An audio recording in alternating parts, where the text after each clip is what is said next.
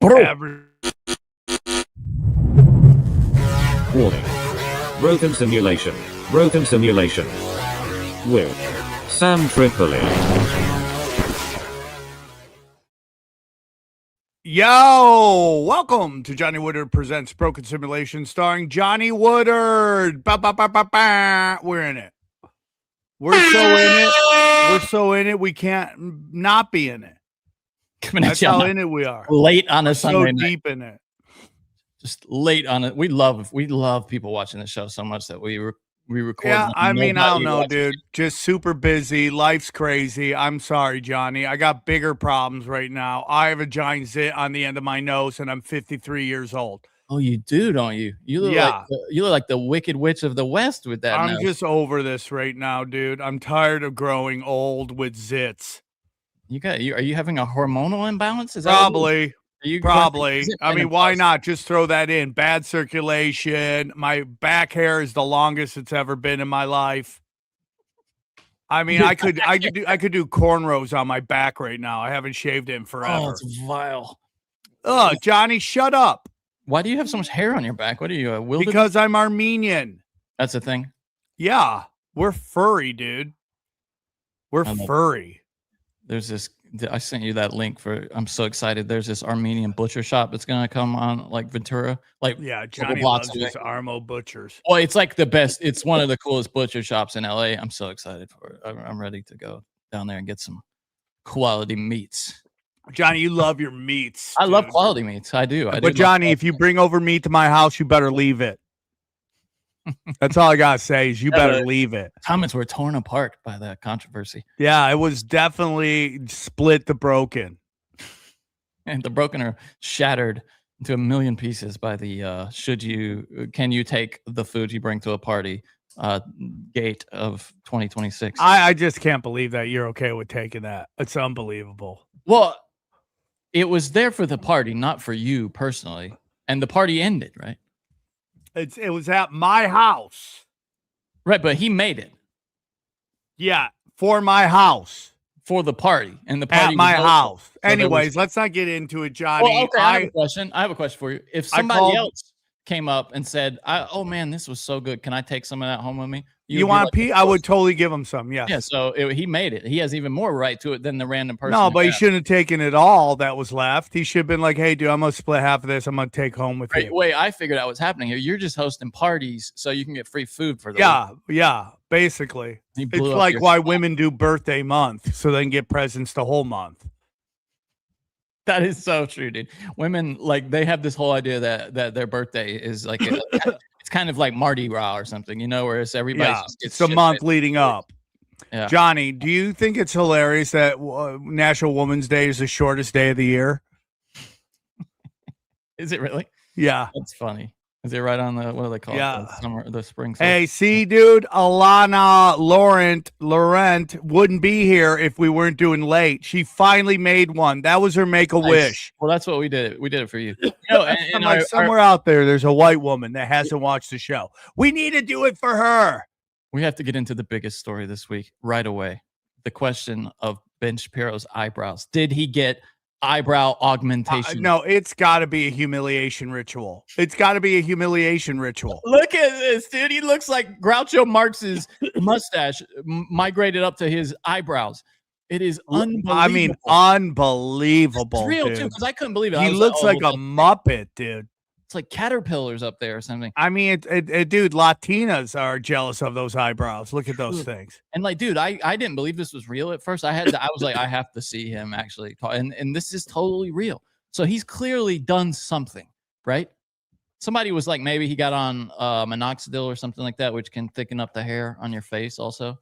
I mean, but that looks like, you know when you go on Word and you can use a marker and it gives you different versions of the marker? He looks like he took the thickest marker and just went Latina on his eyebrows and just put poop stains. I mean, but here's the thing. The mustache is awful too. Maybe he's just a beehole guy and it's got sloppy. He didn't have time to clean it off. Remember that time LeBron, like his hair started coming apart, like during it like melted? Yeah. That's what it How looks like. about Jalen Brown? Like he would make moves and he would just rub his head against the other jersey, and black people paint their hair, which is I discovered that on Black YouTube. Yeah. Did you see? By the way, his sister, like his sister's cans are as big as his eyebrows. They're huge. Okay. You're back on Shapiro. Did you see that boxer a couple of weeks ago? We kind of fell in between shows for us, where his hairpiece came unglued during the fight. Yeah. But I think that was meant to happen. You think so? Oh yeah, so people would talk about it. Yeah, that's smart. Yeah, you know, you can't believe. I mean, there was nothing down there. That looked like he just did a golf divot right there on his head. So crazy, dude. Imagine. But he won, right? I mean, at least he won. If you go and you get knocked out after you get your hairpiece taken off, I mean, that is the worst loss. Speaking of Ding Dong, the Witch is Dead, Dan Crenshaw lost. We're happy about that. You said he's getting replaced by another. The guy's as bad, if not worse. That's too bad. They just do that. They go, "Oh, your brand's dead. You're out." Like Jasmine Crockett's gone, and now she's in election denial. Right? Wait, is she saying now that something happened? Is that what? Yeah, because she lost her primary too. I can't believe people didn't want to get a chick go, "Oh no, ha ha!" I can't believe they didn't want that person representing them in Washington D.C. Cannot believe that. Yeah. I feel like every week, like I'm looking at the list of stories here. It grows longer every week. Like so much shit happened since we last recorded. I don't even know where to start. I mean, Iran, obviously, that's what's happening. But there are so many ways we could get into it. Johnny, I got an announcement. Oh, please. I'm starting fasting after I eat tonight. I'm going to fast again. I want to get down to 185 because the draft is coming. Okay. The draft's coming. Well, you want to go up if you're trying to avoid the draft. No, dude. I want to get in shape so I can bang the chicks that are still here. Someone's got to be able to bang all them. You know, I mean, we're gonna be so deep into war before they get a 53-year-old with a bad hip. So someone's got to have, and just because you don't want a war here either. Okay, if they don't get D downs, all right, you're gonna have riots in the streets. Somebody's got to make the next generation. Johnny, you know what my junk's new name is? Peacemaker. Okay, that's what I call my junk now. Meet the Peacemaker. Imagine that, dude. Being abroad and then finding out that your wife is boning a 55-year-old Armenian comedian. Who? I don't know, 55-year-old Armenian. Who's that guy? Because it's not me. Stop aging me. You're 53, something like that. I'm 53. Much different. Sorry. Yeah, but I was thinking when the draft is enacted, you'll be 55. That's really what I meant. Can you imagine like hearing from home from one of your buddies? Like, hey, dude, I think she's getting boned by this guy, Sam Tripoli. Have you heard of him? And then you Google Sam Tripoli and you're like, they see the peanut butter hair photo of you. And they're like, oh, I'm getting shot at by Iranian drones all around me. And now I got to learn that my girl's getting banged by this guy with a Godzilla tattoo. You know, all I got to say to you, Johnny, is you're welcome. Just keeping the streets safe.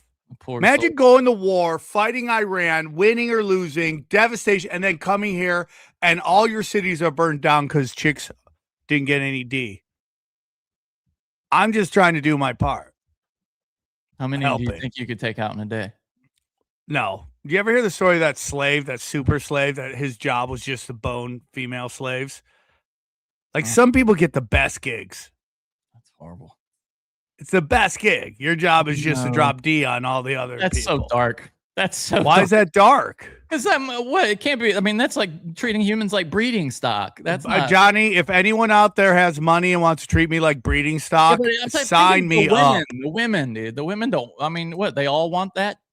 I mean, why not? Johnny, I'm going to be honest with you today. I don't like your attitude on this show. You're like Mr. like sensitive, negative nanny. Well, everything I've talked about, you've got like the super Hallmark sadness take on it.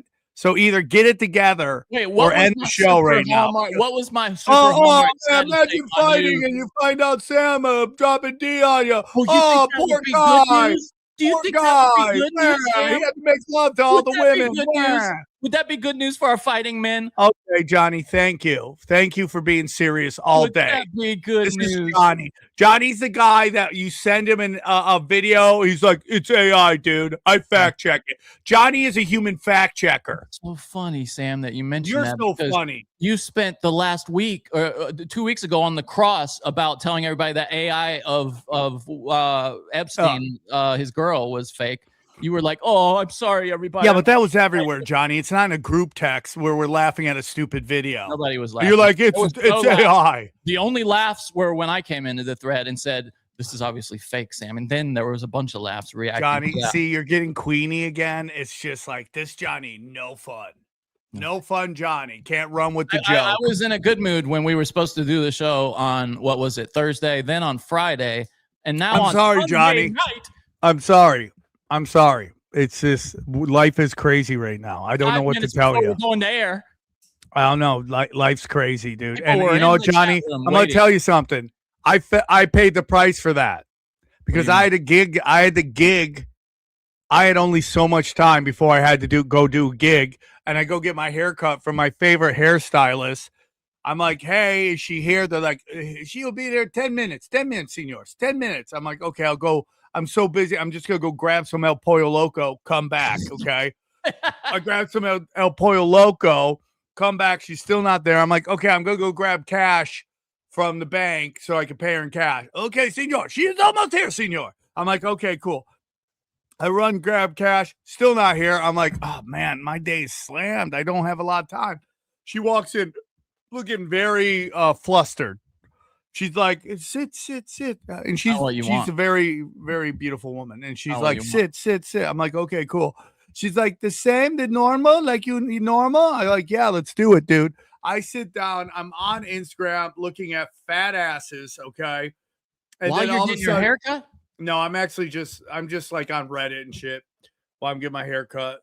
And she goes, oh, no. I go, what? She goes, senor, I used the zero. I go, what? I used this. I'm so sorry. I will blend it in. Look at the haircut she gave me, Johnny. Look at this. It's not bad, dude. Apparently I'm getting drafted and I'm going in to be a gay Marine. That's why I got the gay Marine. Okay. You got the high type. Yeah. No, but this is gay Marine. I like it, dude. I think it looks good. Yeah, but look at that, Johnny. Look at that. You got good hair, man. I think it looks good. It's gay Marine, dude. No, it looks good. I'm a fan. I'm a fan. So anyways, it could be worse. I thought it was gonna be really bad. So this haircut, she's a great hairstylist. She caught me on a weird. It sounds time. like it. She shows up. What? No, she's actually really good. Like I found her and I was just driving around. And I saw this barber. I'm like, I'm just gonna go in here, and she nailed it, dude. But anyways, so definitely gay Marine. Thank you, Nate Blondie. Thank you, dude. So not too bad. And this haircut plays into my weekend. Okay, I'm gonna skip Bakersfield. I go to Yuma. Do you know where Yuma is? Yes, of course. It's in Arizona. It's a border city. All right, it's a border city, and so I drive out there, and like the downtown of Yuma. I think I said this last time I played there. Looks like a movie set. Like if you're gonna play you see a border town. It's a nice downtown. Super Mexican. So anyways, I'm walking around with this haircut. All right. This looks like police military haircut. Yeah, it does. Yeah. Right. Sure. So I'm there and we're getting ready for the show. I go in the bathroom and 3 tiny Mexicans come in. Right. And they're doing their thing. I'm washing my hands. Suddenly I hear something next to me. I look over and there's this tiny Mexican just going, mimicking me, dude. And I'm like, what's going on here? He's like, I'm like, oh, this guy's trying to fuck with me, dude. I'm like, this dude. How old are we talking here? I think he's probably 30s, but he's like tiny. I'm like, holy shit, this guy's trying to start it with me, dude. I'm like, oh, hey, okay, dude. All right. And I walk out, right? I walk out. I do my show. It's a great show. Augustino goes up. He does great. I go up. I do great. A couple bits here and there. So this is where it gets a little weird, okay? So a friend of mine who's in comedy told me a story, told me something. He goes, the next wave of woke will be the new generation of Latinos. Okay? They're going to be the next generation. And it fits something I've been saying forever. Like, it's like 4 generations till the kids get annoying, right? It starts out first generation, great grandpa works a real shit job, you know, in the fields, working the mines, whatever it is, right? The next generation does like a blue collar job, but it's a little better than dad's, right? They do that. The next generation, they start to do white collar jobs. And then the next generation, they're just useless, right? I mean, white people saw that. Yeah. And it goes through every generation. And the last generation usually has it the best. And they usually, if their ancestors, I've always said this, if you're broke, right? If you're poor, it's probably because your ancestors didn't go for it, right? They didn't jump on opportunities. So you saw white people. Asians are a lot like that. Asians love to get upset about, oppression. They love to cry about that. And now it's happening to Latinos. Latinos are great. But like these emo Latinos are coming up, they're super sensitive, right? So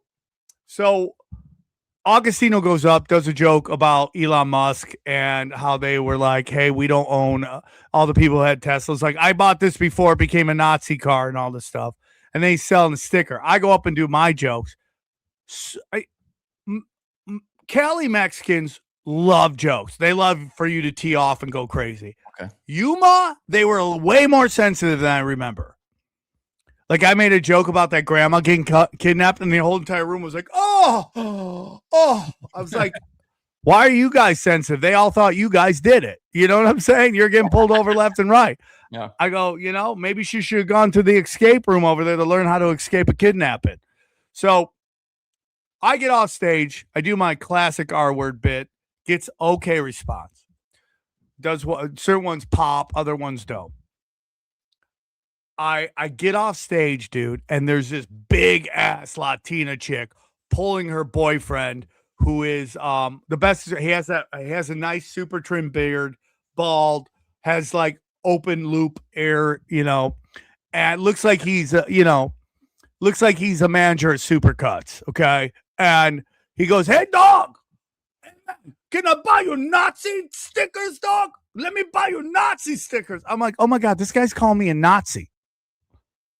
I'm like, that's hilarious. It's not even my joke. So anyways, I go by. We sell all the shirts. We do all this shit. I have a new sweatshirt from the club I played the night before. I can't find it. I remember I put it over there. And I run over there. And I go and I look. And there's a guy sitting there.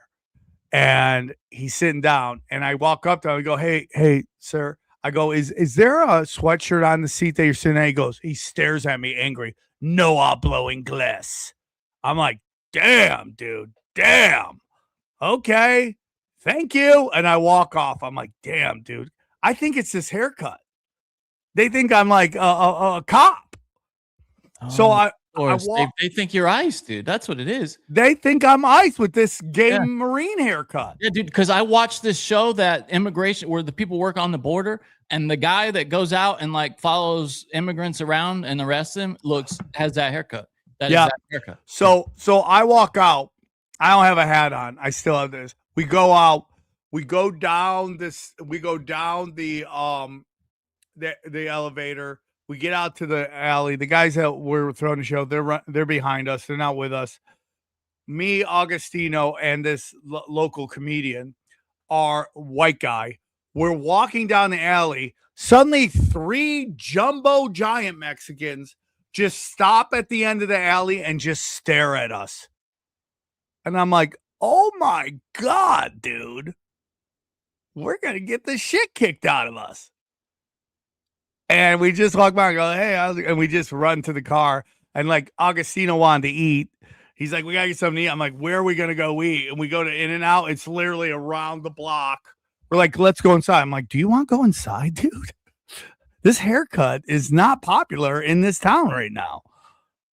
So we go inside, no problems, go back, and that's the end of the story. But it was really crazy, dude. It was really crazy. You I've should've come made to the something up, like conclusion. you got your ass beat or something. That would have been cool. You know, What? you had to fight for your life. I'm gonna be honest with you, dude. I do not like emo Johnny tonight. I just don't. It's weird. Dude, you're projecting. I have no. I'm like, not projecting. my I'm just reaction is hanging, to you dude. saying emo Johnny. I'm out here hanging. Johnny's just being weird. You gotta put a little sauce on that story. Like at the end, like we need. I almost get like my ass kicked by Latino midgets in the bathroom. That wasn't spicy enough for you. Like people mean mugging me, Johnny. I do like that you're getting mean mugs everywhere, but See, this is Dark Johnny. Dark Johnny. You can just put a hat on. It's problem solved. It's over. You know what I'm saying? It's just Dark Johnny. I'm keeping it real. Johnny's not keeping it real. Okay, Black Crypto guy says you're keeping it real. Okay, gotcha, Johnny. Gotcha. Just a weird day, dude. I'm trying my hardest to crush. Try my hardest. I agree with emo Johnny. Spice it up. So there we go. Dude. You just gotta lie a little bit. Okay. So what do you want me to say? I got in a fight in Yuma? No. I'm not gonna say. I don't like to lie in my stories. I like to pump them up, but you not think lie. all that shit happened to Burt Kreischer? Really? Yeah, but dude, I'm not gonna act like I got in a fight with people. That's not my style, dude. Catalyst Jones is here, my good friend. He'd be a great co-host. Would agree with all my stories, laugh at the right points. Johnny, I do want to take a moment to make peace with you. I want to make peace with you. And this should be about like 10 things. Let's see what this. Let's just start the show on another foot and get along. I want to thank you, Johnny, for coming to Las Vegas to check out my improv troupe. Now, good, I like that. Yeah. Oh, thank you, dude. I was blown away. Fun. How great it was. It was a lot of fun. A lot of people there, dude. A lot of people there. I couldn't believe how many people were there. It was unbelievable. That was my biggest fear. That was my biggest fear, is that there wouldn't be a ton of people there. And it was packed. Yeah, and man. It was great to see all these guys, dude. It was great to see all these guys. I love all those dudes. They're all so funny. And I realize how lucky I am, to be able to do what I do, because those guys are so funny. And I came to the conclusion that if you have any other option in life, it's hard to be an entertainer. Because all these guys are doing all these great jobs and they're running all this stuff. And I couldn't. I got fired 11 times, Johnny. By the time I left college, I'd been fired 11 times. I can't work in offices. My brother's very good at that. He's actually great at that stuff. I don't have any of that. I got fired all the time. Are any of them still in comedy or entertainment or anything? I think some of them do like acting stuff and stuff like that, but they're so fucking fast and funny, dude. Are they still doing improv? Any of them? Do you know? Like, I don't know, dude. So now, yeah, I mean, they just crushed. Mark did his hypnotism or his mentalism. Yes, I walked in there in the middle of that. I was a little bit late. It was great, dude. Good. I will say, how do I put this? A lot of tiny hats there. Well, because Peter and Mark are Jewish, and a lot of Peter's synagogue came. Mm. And I'm gonna be honest with you, dude. It really woke me up to stuff, especially with all the stuff going on in the world, is how everyone's so quickly, to just judge entire groups, and it kind of made me sad because there's so many good people of all groups. And when we get into this whole fucking thing where it's like, oh, it's this group or that group or any of that stuff, it just makes me sad because there's so many good people out there. Yeah. And it's like everything is nuanced, dude. And it really is a hard place to get to for a lot of people to judge the individual, not the group. And it just makes me sad. Yeah. Yeah, there's that othering thing that happens, right? Like they're different and then you just kind of make them all one. Yeah, they do that with everybody. There was this in 2021, let me look this up real quick. 2021, there was a article by let me see if I can find it. It's an article which the U.S. government, I believe it was. Johnny, look this up because I'm sure I'm wrong. The U.S. government did a study on all the hate speech, and like 90% of it in 2021 was geared towards white guys. So this is something I've been talking a lot about, and that is about how, you know, it's like it's not specific to anyone anymore. It's everybody gets it now. Everybody gets shit, and that's kind of where it should be. But you got to really be nuanced in understanding it's individuals and not the entire group. And it's a hard place, and a lot of people don't want to hear that, but it's really true, dude. I mean, some of the shit I'm seeing in the comment section, I'm like, dude, that's just sad. You know, that makes me sad. So it was fun, dude. I did well. My friend Todd, who's up there, he crushed. I mean, everybody crushed. They were so funny. I thought you weren't. I was worried you weren't going to participate for a while. Like, how much of that? Okay, so that's my question. How much of that, the level of participation, was scripted? Like, did you know that you would not be going up? I told them 2 weeks before I only had to be in 1 or 2. Because a lot of it is acting and singing, yeah, and singing, and that's mine is shit talking. Yeah, that's why the 2 I did. What you did though when you came in, you were kind of like a reliever or something, you know, like the Billy Wagner just of throwing heat, just throwing heat. Then sitting back down. Yeah, it was great. It was great, dude. It was great, dude. And you seem to be having a great time, by the way. You really I was laughing so hard. I was like the cheerleader. One of the women in the show was like, I just want to say, like, you're so nice. You're like such a cheerleader. You're just like, you're just such a positive energy for everybody. I'm like, thank you. Tell Facebook that, because I'm getting pounded on Facebook right now. But yeah, dude. Some of those people, like, were those some of your friends in school? Yeah, I mean, there were 2 groups there. There were the Vegas mutiny and the LA mutiny. And I was part of the Vegas mutiny. I'm one of the original founders. Did somebody go from Vegas to LA and started there? And then they started again, and then the wheels fell off. You didn't do it in LA though when you were. No, I was just so busy, dude. Yeah. And I'm not really like, if you gave me a month of just working on improv, I could have been up there more. But I just like talking shit. Also, but it was where do you go with improv? I mean, it's SNL or like Second City, and that's the only exactly make money. Like, exactly. And then Johnny, this is how old I am. Okay. They all go drink at Red Rock. I go back to my hotel room because I'm tired, dude. That is me. That's me now. After World War debate, everyone went party. I went back to my hotel room because I'm tired. I did too. Yeah, I just went back to the room. Here, Johnny, here's the amazing thing everyone knows. Well, I need to tell everybody. You didn't even come up and talk to me after. Well, there were a bunch of people around you, and I was like, I'll just text them later. They did a good job. It was like, I just couldn't believe that. I was just there to support you. I appreciate it. I didn't think there would be that many people there. I was worried it wouldn't be a good. So I just thought, you know what, I'll go and dude, Johnny, my friend Fabian. I met him last night at Yuma. He was there. Very nice guy. Very nice guy. Shout out Yuma. Fabian. Shout out Yuma. Yeah, it's a crazy town, Yuma. It's crazy, dude. I know. 310 to Yuma. The original and the remake. So Johnny, we were both in Johnny does Vegas. Not hate dogs. Hold on. I heard in the comments, Johnny hate. Johnny loves dogs. Johnny's a dog person. Johnny hates cats, to be clear. Johnny, why do you hate cats? Not a big fan. They don't give you anything. Really? Yeah, and they don't like me generally. They like bite me and stuff. Yeah. So weird. Eddie Bravo loves cats. He does, doesn't he? Yeah.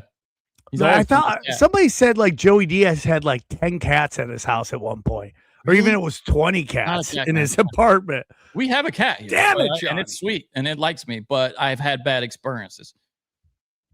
Yeah, Wait, what do you mean? Fabian? What about Fabian? Well, just Fabian, I met him last night. He was a very nice guy. Just one of those good people out there. When you go on the road, you meet a good person. He's a good guy. Oh, okay. But we were back in Vegas, right? We were back in Vegas. Oh, real quick on Yuma. I'm intertwining these stories, but Yuma was very interesting because I talk about the only people I call the F word for gays is my best friends and Tom Brady are the only people I call that word. And that might have triggered the guy too, My R word bit might have triggered the guy calling me a Nazi. It could have been like 10 things, yeah. But here's the thing, dude. I get off stage. all these lesbians came. There were some smoke show lesbians at the show last night. Really?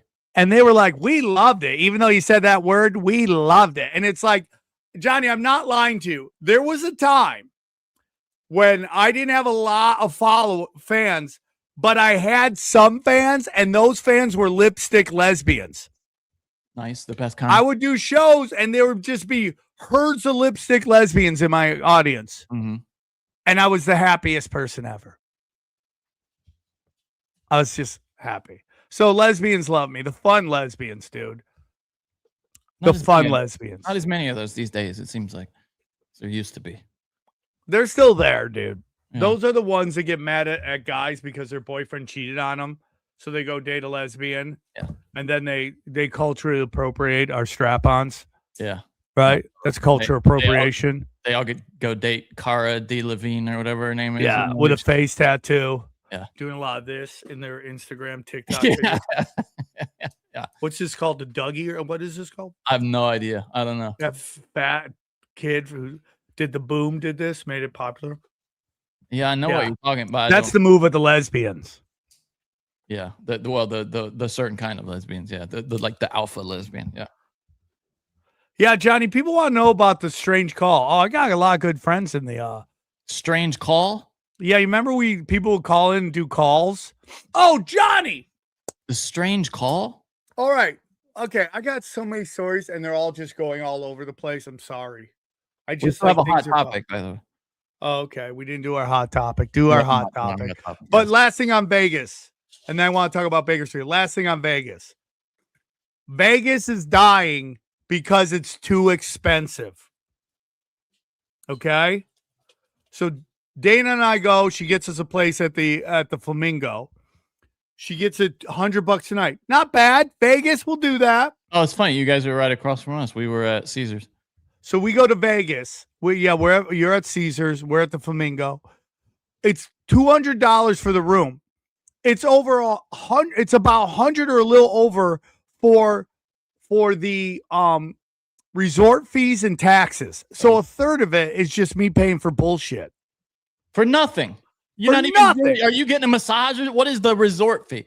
Yeah, it's to pay off the Raiders Stadium, but they're never going to rescind that. They're going to have to, dude. Like, I wouldn't mind a resort fee if it was one time for the whole time, not every night. Right? Yeah. Because then you get punished for staying longer, right? Yeah, you're like, oh, you're going to stay 2 weeks? Here's another $2,000 you owe us. So we go there. We valet because we're running late. We valet. The next day, I have to go to my show. No, the next day. So we got there Friday night, and so Saturday, I had to go to a rehearsal before the show. So I go get my car overnight, $40. $40. $40, the valet in Vegas. So I run. I go, is it cheaper to park in the garage? He's like, yeah, it's cheaper. So I go park in the garage, run up, take a nap, jump in the shower, run to the show. Go get my car, $20. $20. Now, they say if you join the casino club thing, they waive that. Well, remember? Yeah. Well, you met that guy who would just stand there with his, remember his... Yeah, just straight up making cat. Hey, there you go. Card, there you go. Yeah, and you pay him like $5, $20, whatever, yeah. $10. Homeless people just doing it.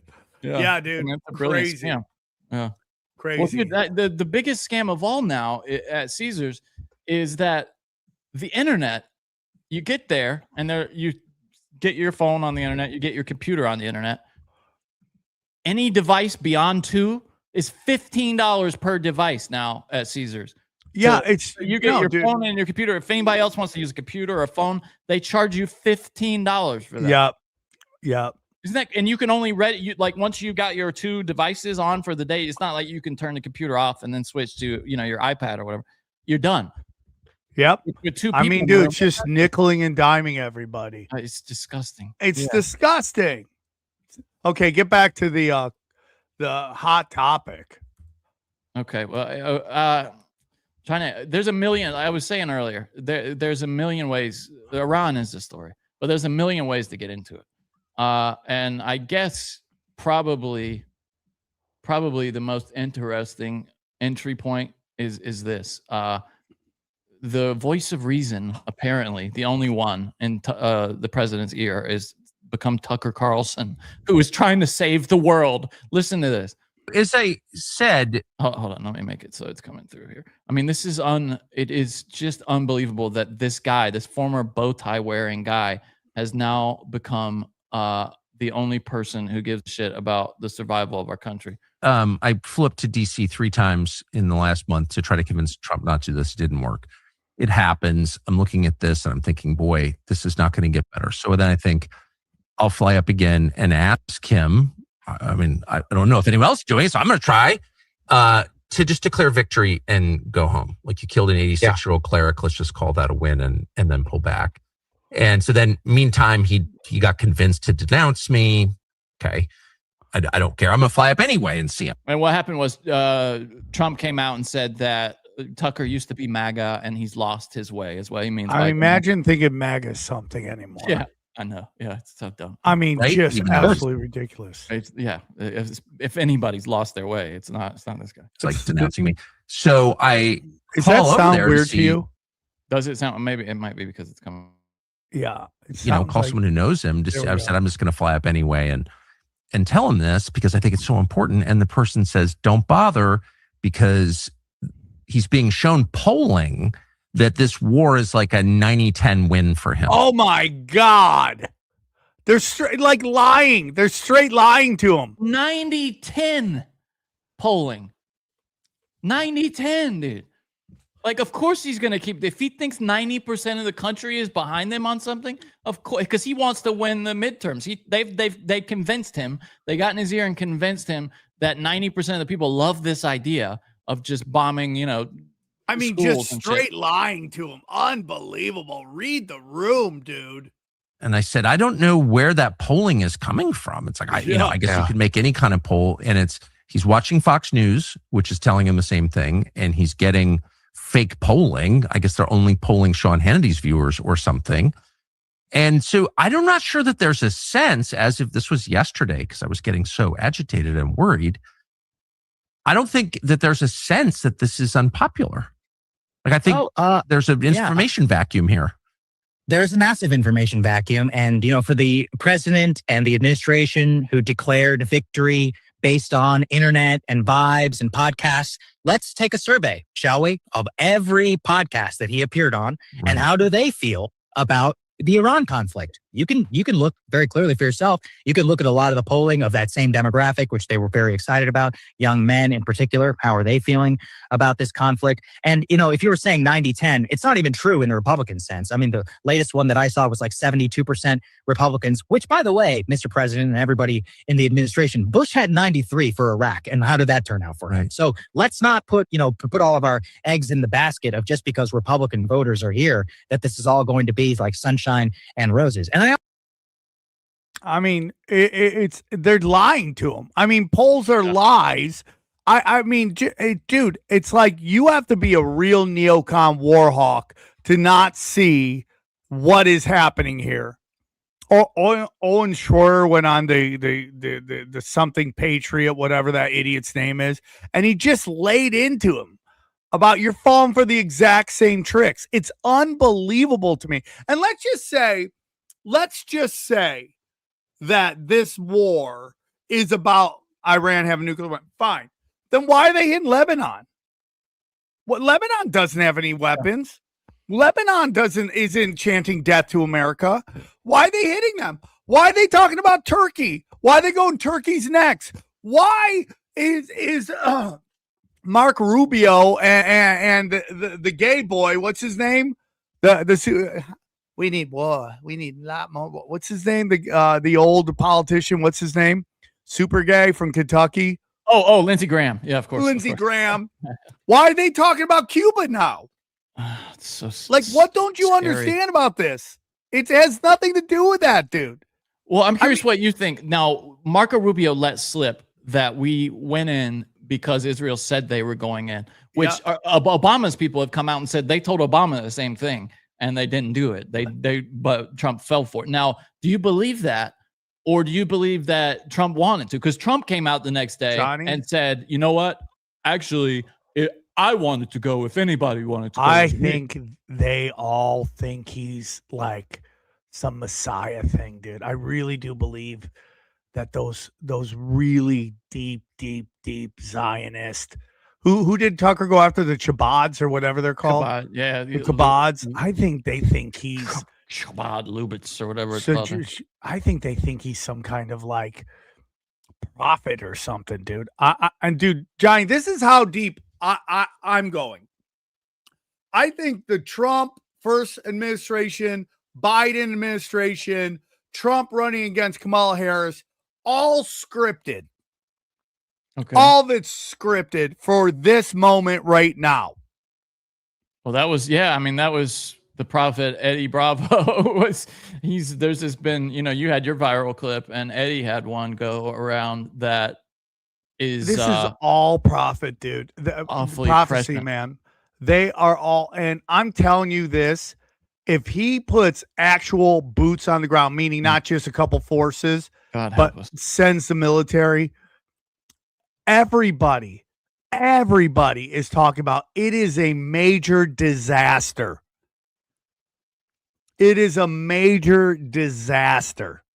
Here was Eddie's take way back when on how this all he thinks ties to Epstein. I'm curious what you think about. Everything that's going on right now in the world is linked to Jeffrey Epstein. That's what I think. I think everything.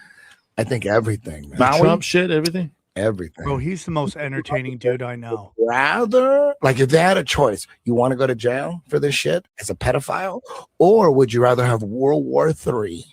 Would you rather have fucking civil war? Would you rather have a fake alien invasion where the world changes, like the whole world changes right away? What's your take on that, dude? Yeah, he's the prophet Eddie Bravo. Yeah, it's so funny. He's the most entertaining dude I know. I'm blessed to call him a good friend. I love going on the road with him. Dude, in Bakersfield, he hit, dude. And when he hits, I gotta focus, bro. And I'm telling you guys this, if Eddie Bravo worked on stand-up the way a comic who wants to become a comic did, he would be Joey Diaz good. He's that funny, dude. So I have to really focus when I followed him. I made a couple mistakes, and my Hitler joke did not go over well. I'm surprised by that, dude, because it's a you audience, right? Well, that's a great joke. Yeah, but it's, again, you say certain words, people get quiet. And the only reason I did it is because Eddie, not that he told me to do it. I said that on stage, but I was just panicking. Mm-hmm. But Eddie's like, dude, that is so brilliant. Like, and everyone who's heard it is like, that's so brilliant. Him, Owen Benjamin said the same thing. That's so brilliant. I'm like, okay, I got something here. But it just did not hit, dude. It just did not hit. And it took a little wind out of the sail. So then I had to I started strong, ended strong, but there was two jokes in the middle that didn't do well because Eddie slammed, dude. He slammed. So back to this. Yeah, Eddie's been talking about this forever. And there is a part of wag the dog. Let's go to Iran. So nobody talks about Epstein. And we've been studying. They did graphs about like how much people are talking about the Epstein, and it's about Epstein. And before Iran, after Iran, it's going off a cliff, So crazy, dude. But Johnny, I'm telling you something. It might get so bad, and I'm not saying it's going to, but I'm saying it's possible, right? That Trump has World War III and a civil war at the same time. I mean, it would be that's when they would get us, of course, is when we're distracted in all of our meaning like if he has this draft, that's what I'm saying. And he starts drafting people are going to lose their effing minds. Okay? I think that's just psyop. He's talking about it, dude. Nah, they're just saying that. They ain't Let's gonna do hope, a draft. Johnny. Let's hope, Johnny. I hope you don't go. Hey guys, if Johnny goes, no, you're not. You're not too old. No, dude. That every draft that's ever been, I would be too old. What are the ages to get drafted? What are the ages to get drafted. Here we go. Oh, you're right, Johnny. You're lucky. Thank God the show can keep going. It's kids, dude. It's all kids. Like it maxes out at like in the mid-20s or something, like 24, 25. 25. Yeah, it's like no, they kill kids. They literally are killing young men. Yep. I mean, that's it. And all of these Zionist neocon influencers on Twitter, they're going to lose everything if that happens. They're already going to lose it if this war goes prolonged and America gets pulled in. They're going to be like everybody who is pro Iraq war. You ran their whole. No, everybody that was pro. Yeah. Let's listen to this. Back to the brain rotted. Okay, so yesterday, President Trump went directly after Tucker Carlson. He said, quote, Tucker has lost his way. Those eyebrows. I knew that a long time ago, and he's not MAGA. MAGA is saving our country. MAGA is making our country great again. Oh, hold on. Okay, it's just because it's coming over. MAGA is America first, and Tucker is none of those things, and Tucker is really not smart enough to understand that. All of which is obviously true, except that Tucker is smart. He knows exactly what he's doing. But like so many in the commentary business, the clicks and the giggles have contributed to a terminal case of brain rot. True, actual, undeniable brain rot.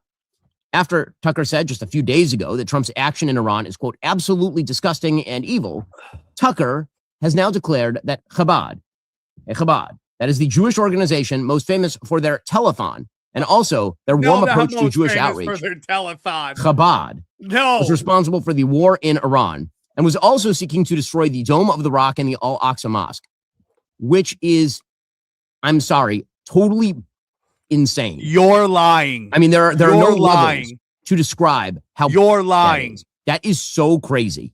That is clinically insane. That's like put that dude in a straitjacket nuts. Chabad. You're lying, dude. You're lying through your teeth. Every time you see a picture of Trump surrounded by those people, it is the Chabads. Every time. There's a million videos of. I can't hear you, Johnny. You're muted. All week we've seen rabbis. I keep getting videos in my feed of rabbis from Chabad. He's lying. They're the tunnel Jews. Yeah, okay, they're the extreme wing, dude. It's a giant lie. It's the extreme wing. Okay. Again, nuanced. All right. Your girlfriend who lets you do weird stuff to her isn't a part of that. And I think it's very important because if we really get into this feverish pitch of where we're condemning entire groups, it's just going to bring on chaos. The only hope we have is to get really nuanced about this. And these are the tunnel Jews, dude. It's the tunnel Jews, dude. It's the cars for kids people, dude. KRS cars for kids. They're like, we help children. They don't tell you who they're helping. It's one group in Jersey. Yeah. It's so bull. They're like, give us your house. You're like, get out of here, dude. But I mean, even and then they had the video of Hegseth talking about the new, the problem goes back to the fact that there's this place where the temple was that is now a holy site. They built the Dome of the Rock on top of it. And so for there to be a third temple, it implies this apocalyptic scenario where you have to destroy the Dome of the Rock and build a third temple. Yeah, dude, they're forcing the apocalypse. They're Armageddon, dude. And dude, there are videos of the head of Shabazz or whatever it's called. Chabad. Talking to Netanyahu, who's like, you're the one that's going to fulfill the prophecy. Yes, I saw that. I mean, dude, it's like blatant lying. That's the problem. It's blatant lying. You're lying to people. You're deceiving you are a disingenuous businessman. Okay? Absolutely. Yeah, you're disingenuous. Right, they are the death cult. Yep. Most of my friends just want to live their life. They're a death cult. Right here, dude. You shall look at this guy. Oh my God. You can just read it because it's nothing really to hear. It's just help in everything. In all areas, personal, both personal. Blasphemy. Things have progressed. Many things have. Dude, what are you talking about, Ben? He wants to hasten it. What hasn't changed? However, Basically the Messiah still hasn't come. Look at this, dude. It's old guys It's crazy, dude. with 70s glasses on. Hey, so they're like- so do something to hasten his coming, please. Okay. Just to understand, like I We're guess doing every it. movie is this, Johnny. Apparently, it's not enough. That's what this guy said. He's not doing enough to hasten the coming of the Messiah. Okay, let's look at this guy right here, Johnny. Will you get this here? Mhm. Sam talks about condemning entire groups Wait, while he is has it a literally comment? Okay. condemning the entire Iranian population in What? Iran and the diaspora being brainwashed. Yeah, right. Like, dude, does this guy live in any reality at all? I mean, is this a bot? Like, I have to question whether this is a bot. Wait, that doesn't even make sense. Of course it doesn't make sense. He's a retard. Talks about while he has been literally condemning the entire Iranian population in Iran and the diaspora. When for did being- those words come out? When have I ever said that? and calling the videos of the body bags from the civilians. Wait, well, there has been a ton of fake footage going around, This but guy's I don't. so full of crap, Man, man. It's just another bot. Bye bot. Can we block him? I don't want bots on this thing. Just block him. Just saying stupid stuff. Yeah, that's really dumb. Yeah. It's just like apparently we're on a list. Somebody in Tel Aviv saw this, and they're like, send in the bots. I'll figure it out. It's anyway, yeah. Send it. It's like anytime you bring up this or Ukraine, you just end up with the dumbest. The IQ points in the comments goes down like 50. It's unbelievable. But going back to what I was saying, Johnny, I think this is all scripted. Since Trump got in first, then Biden, and nobody's been arrested. All this evidence that's been completely manipulated the 2020 election. Okay. And like, I have idiots on face. Dude, I am just, I mean, I am shocked at the level of stupid on Facebook from friends. Oh, Like, dude, the things they're saying to me is just, I just have to laugh. I can't comment on it because it's too dumb. It's just too, it's right up here with, did you block them? I'm trying to, dude. I can't. It won't let me do it from there. Hold on. Okay. You can't do it from there, but that's fine. No, But no. the level of it's like it's stupid like it's is frozen. unbelievable. It's because his What- comment was so long that thing doesn't come up. That It's just unbelievable, dude. yeah, it doesn't. The thing. What's his name again? Idiot. Oh, it's because it's on X, dude. He's on X. Oh, okay. That's why I can't block him. Oh, okay. Cool. That's The fine. comment from X. You can ban him from X or whatever. Oh, yeah, let's do it. But anyways, the point is the Nobody's things they're seeing it. saying to me are so dumb. It's so dumb. I can't even comment on it. And this is what we're getting. We're getting just it's I want to go back to my original thing. I Mm-hmm. think this is all planned, including Trump going on all these podcasts and just basically not destroying, but like giving people a reason not to listen to those podcasts. Like, this is all planned. He like tried to damage their brands. All this is planned. Trump has been wanting this forever. So they must have planned him, promised him just a chance to be in the elites. His family will always be able to work with the most elites of the world, the Rothschilds. And he's just flamethrowing everything. He literally had a chance to go down as a great president. And it's just, Yeah. you can't even do a joke about him being okay anymore. No. It's like, it's so bad. No. And if it's he not. brings his draft, oh, bro. I don't think that's possible. I hope I really not. don't. I hope you're right, Johnny. I don't think that's possible because every time they want to scare us a little, they keep bringing that shit up. But I really don't think so. It's I don't know. It's yeah. I mean, and then you have like these stories got no attention mainstream, but this is really the biggest shit. Hold on, let me find. Tucker was talking about how they arrested those Mossad agents. Talking about planning bombings and shit like that, and then you had like Zionists talking about how they wanted to run false flags. That was in the news this week. Barely got reported on at all. Oh Did you my do that? God, dude. They straight up USS Liberty did.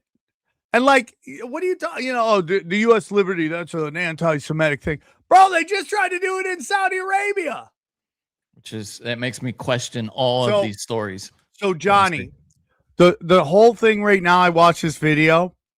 Do you ever see the girl who does it in the mask and she has a high voice? Have you seen that? I have no idea. What Let you're me talking see. about. Hold on 1 second. Let me see if I can find this. Hold on.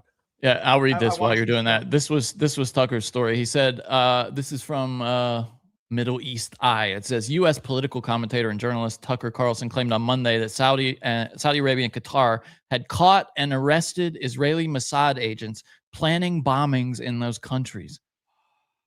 And that was from Tucker had heard that from someone inside the government that they had arrested Mossad in the process of planning bombings in those companies, which makes me doubt all the stories of attacks from Iran on those. And now Iran did apologize. So clearly they were doing some of it. Listen, But I'll basically tell you the video. I just wanted you to see Yeah. it. Basically, it is that the woman who was fired from Homeland Security, Christy right? Noem, Christy Yeah. Noem, who kills dogs. Yeah. That lady. they think that oh, here it is. Let me see if I can pull it. Hold on. Oh yeah, there we go. We Got got it. a lot of people here we got like 2,200 people here on a Sunday night. That's crazy. Dude, we're winning. Here, I want you to see this. Okay. I think this is super interesting. Here we go. You bringing it up or are you going to send it? Yeah, I brought it. I got it. Noem has been fired by Trump for saying that he approved her $220 million ad campaign. That's creepy. She took the fall and is just being moved to another position as the special envoy to the Shield of the Americas. She's Yes. being replaced by another pro-Israel submissive mouthpiece, of course, Senator Mark Wayne Mullen. But something to note about her hearings, she said the Department of Homeland Security does not have the resources to accurately protect the FIFA games, despite being given $625 million specifically for those events. The FIFA games will be held in June and July of 2026 across 11 American cities. Christy Noem was fired on March 5th, 12 days before FIFA's security deadline on March 17th. Mullen, her replacement, doesn't assume office until March 31st. I think they're planning a false flag attack on American soil just in time to rally support for the war in Iran, which they're now saying can last until September. Oh boy. This is the blueprint. The CIA and Mossad created, funded, and trained the networks that became Al-Qaeda. Then those networks, as a proxy for Israeli interests, attacked America.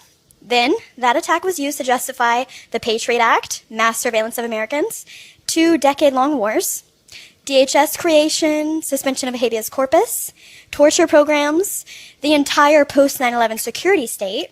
Side note, the man who wrote the Patriot Act, Mike Kurdoff, a Jewish Zionist who was born to a Zionist rabbi and an Israeli mother, personally confirmed that there were Mossad operatives on the ground filming the attack. There were no charges. That guy then became Secretary of Homeland Security. Fast forward to today. Right now, the administration is blatantly serving the interests of Israel over America, conducting strikes on Iran, creating a new enemy and threat environment. They're withholding the $625 million in approved World Cup security funding. They fired the DHS secretary weeks before the largest security event, March 17th. They're building the digital ID infrastructure that would be mandated under emergency powers similar to the Patriot Act. They're implementing martial law provisions similar to that of what was implemented in 9/11. This would mean suspension of the midterm elections as well under emergency powers. And they're currently dismantling court oversight that would challenge emergency executive actions. And Islamist militant attacks receive 350% more media coverage than attacks perpetrated by non-Muslims. This means a single attack by a Muslim would dominate the news cycle, the narrative, and justify sweeping responses similar to 9/11. I'm sure it's also just a coincidence that the term 2026 FIFA shooting was being searched in Israel months ago. Boycott FIFA, do not attend, sports are just bread and circus, it's time to get serious. Okay, Johnny Sohn says the first World Cup is July 3rd. So is she off on that?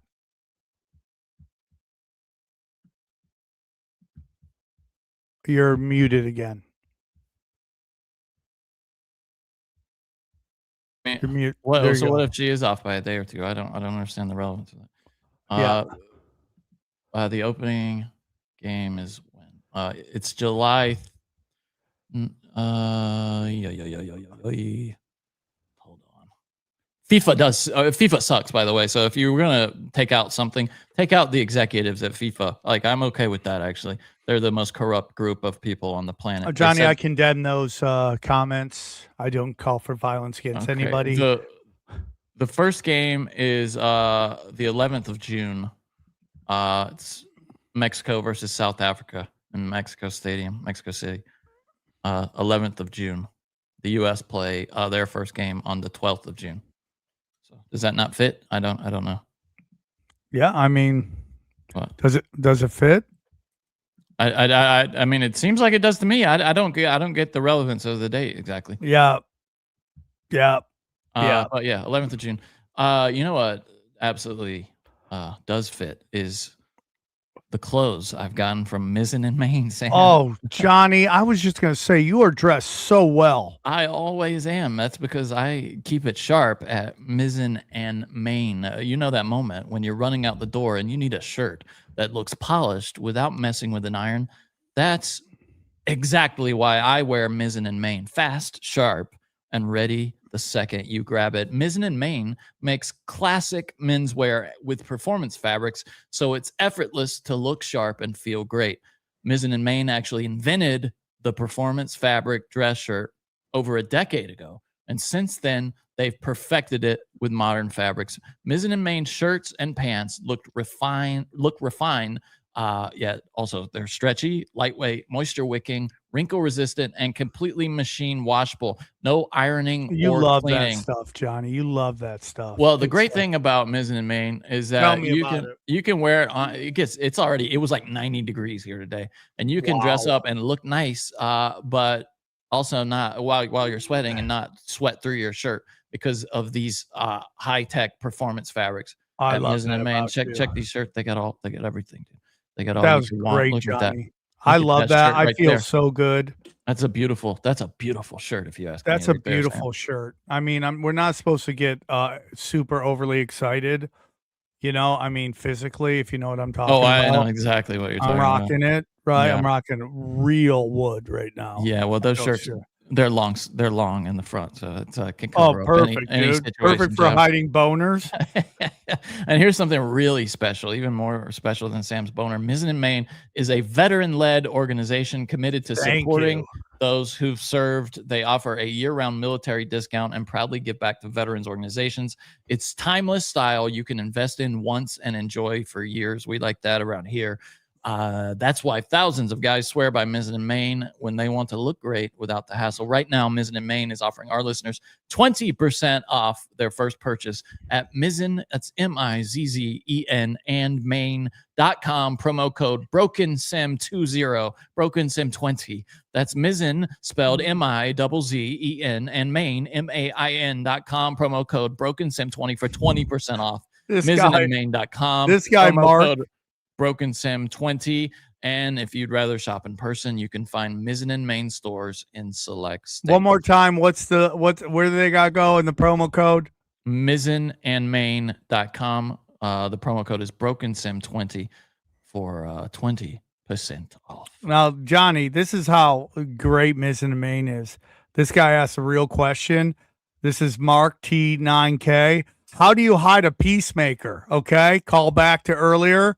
Yes. And just so you guys know, I'm having Dana contact Mizzen and Maine. I'm going to pitch my new line of Mizzen and Maine called Pound Town. So we'll see how it goes. Okay. If everything goes, we're really excited about it. Dana's going to make the connect, and we're going to boom.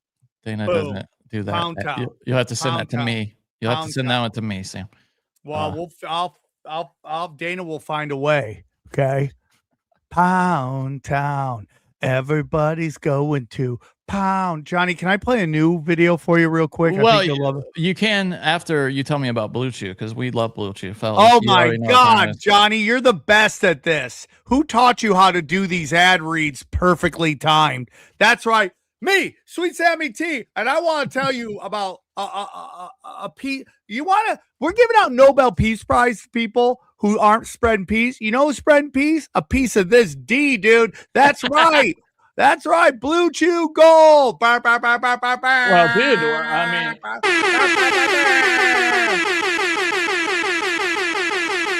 yeah, dude.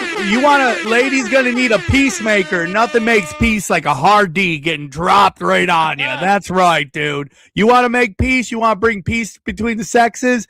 Blue Chew Gold, the most advanced ED pill ever invented by man. Tell them about it, Johnny. Oh, I can tell you about it. Blue Chew Gold is the newest innovation from the #1 chewable ED brand, and this ain't your grandpa's little blue pill.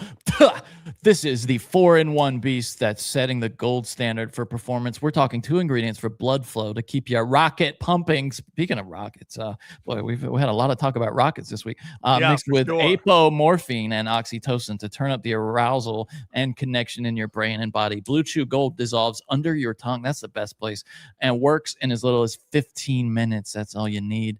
That means you can get it on quicker and stay in the game longer. Elevation without hesitation.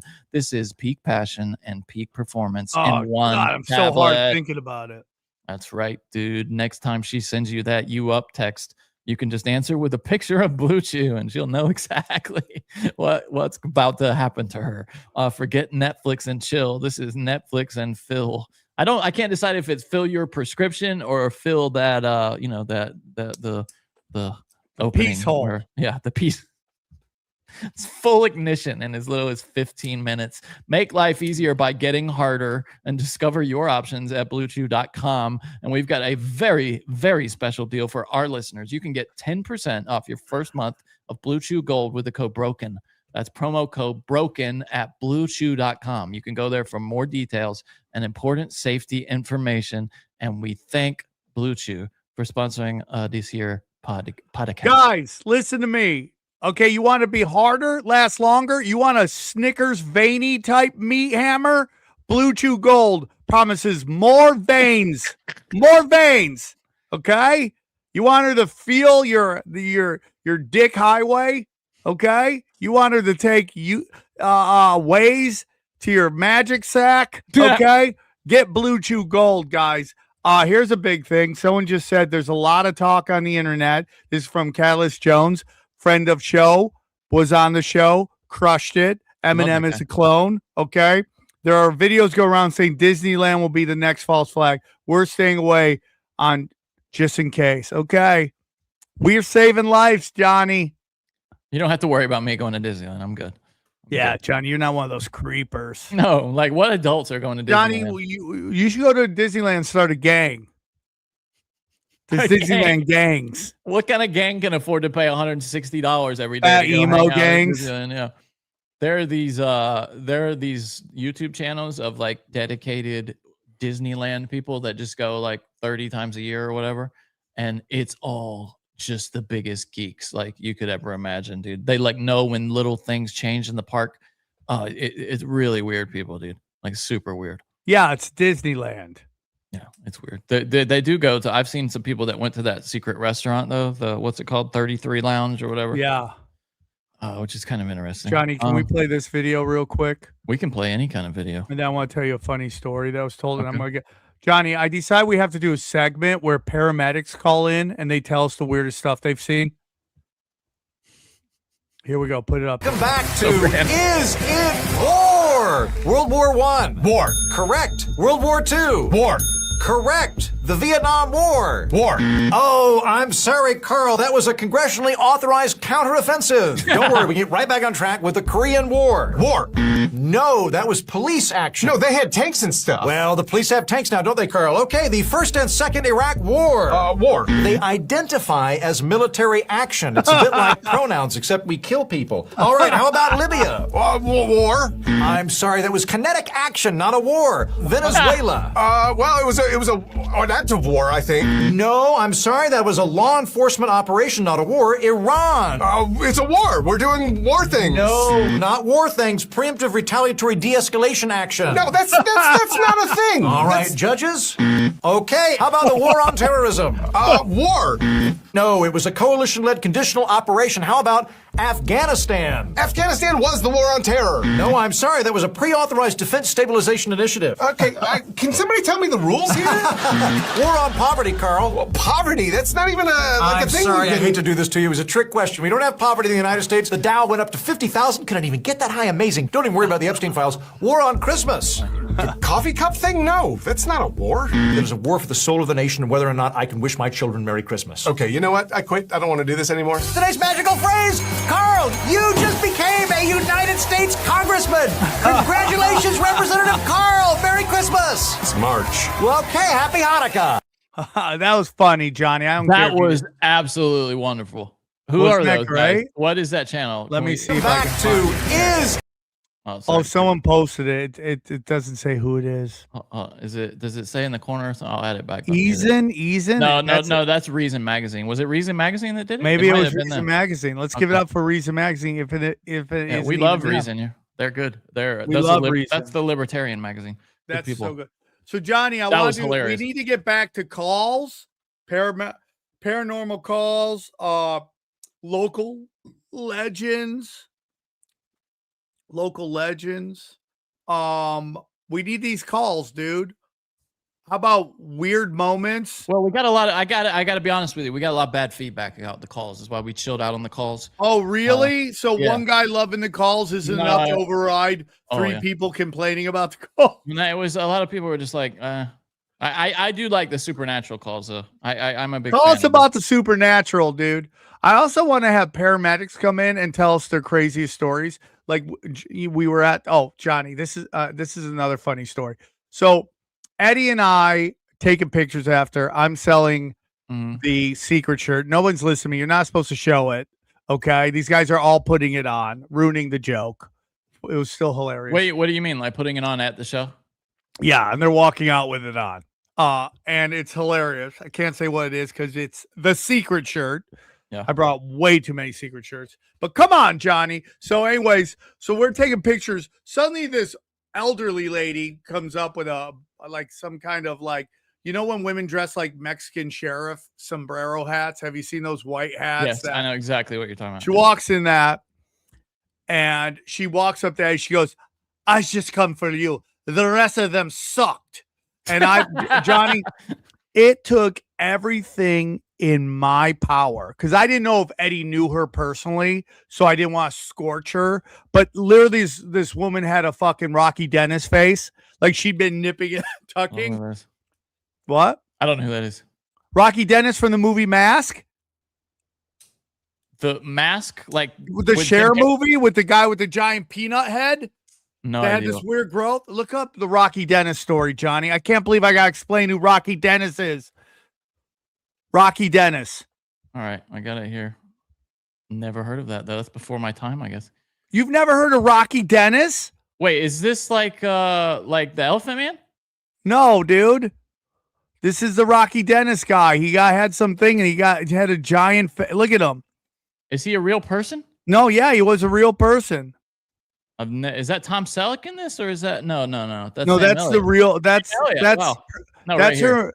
That's his girlfriend in the movie. That's Cher, and that is what's his face from. Wait, that looks like Laura Dern right there. No, dude, that is what's his face. Sam. Sam Elliott. Yeah, I said Yeah. That is And Laura Dern. Laura Dern played her boyfriend, and she's blind in the movie, so she can't see him. And she introduces her boyfriend to everybody, and they see the Rocky Dennis face. That's her face as she comes up to me. Oh, I did just because women love to do that. They love to announce who's the winner of the show. After the show, everybody was talking about that. How comics, women will go up. You are the best. There's a funny story involving Sean Pulowski and Al Madrigal, and they were all performing in La Jolla. And this woman came up to Sean Pulowski's like, I just had to tell you, you were the best. And Al Madrigal's like, we're right here. We can hear you. that's funny. That's Johnny, funny. I can't believe you didn't know who Rocky Dennis was. Yeah, no, I mean, anyway. what time did that movie come? What year did that? Yeah, Yeah, but that it's a came out before famous I was born, movie. dude. It came out before I was born. Yeah, but it's a famous movie. Let's see, that movie got overwritten by The Mask for me with Jim Carrey. So, Oh, that's true. and So my anyways, algorithm. all these groups come, we take pictures, and this one guy, he's like, hey man, I just want to tell you I love your comment. Well, thanks, man. What do you do? He goes, I'm a paramedic. I go, really? I go, what is the weirdest thing you've seen as a paramedic? He goes, well, one time we had to help a guy because he'd shoved a raccoon up his ass. What? I Oh, go, it's horrible. What? What? A And raccoon? he goes, yeah, dude, we had to help him. He had a raccoon shoved up his ass. I don't Or get he's that, trying to dude. shove it up his ass. Some homeless guy. I don't get that because that thing about Richard Gere is fake, apparently, like with the gerbil. But I think it inspired. People do shove people, gerbils up their butts. Well, I think it inspired like a whole generation. But I don't get what is arousing about that. It's got to be like just a furry ding dong. It's like just embedding itself. It's drilling down. Horrible. And it's just like you just get weird. I mean, at some point you just get so weird you want to shove a live animal up your butt. It's not true. It's urban legend. Go look it up. It's not. People in the comments are like, it's true. Yeah, okay. Yeah, and you know, Rod Stewart had to have his stomach pumped backstage. Yeah, okay. What's this hot mom saying right here? Hot mom, Afro Man the rapper is getting sued by Afro Man. I haven't heard that name in a while. Wow. Getting sued by a police department for including their illegal activities at his home and his music.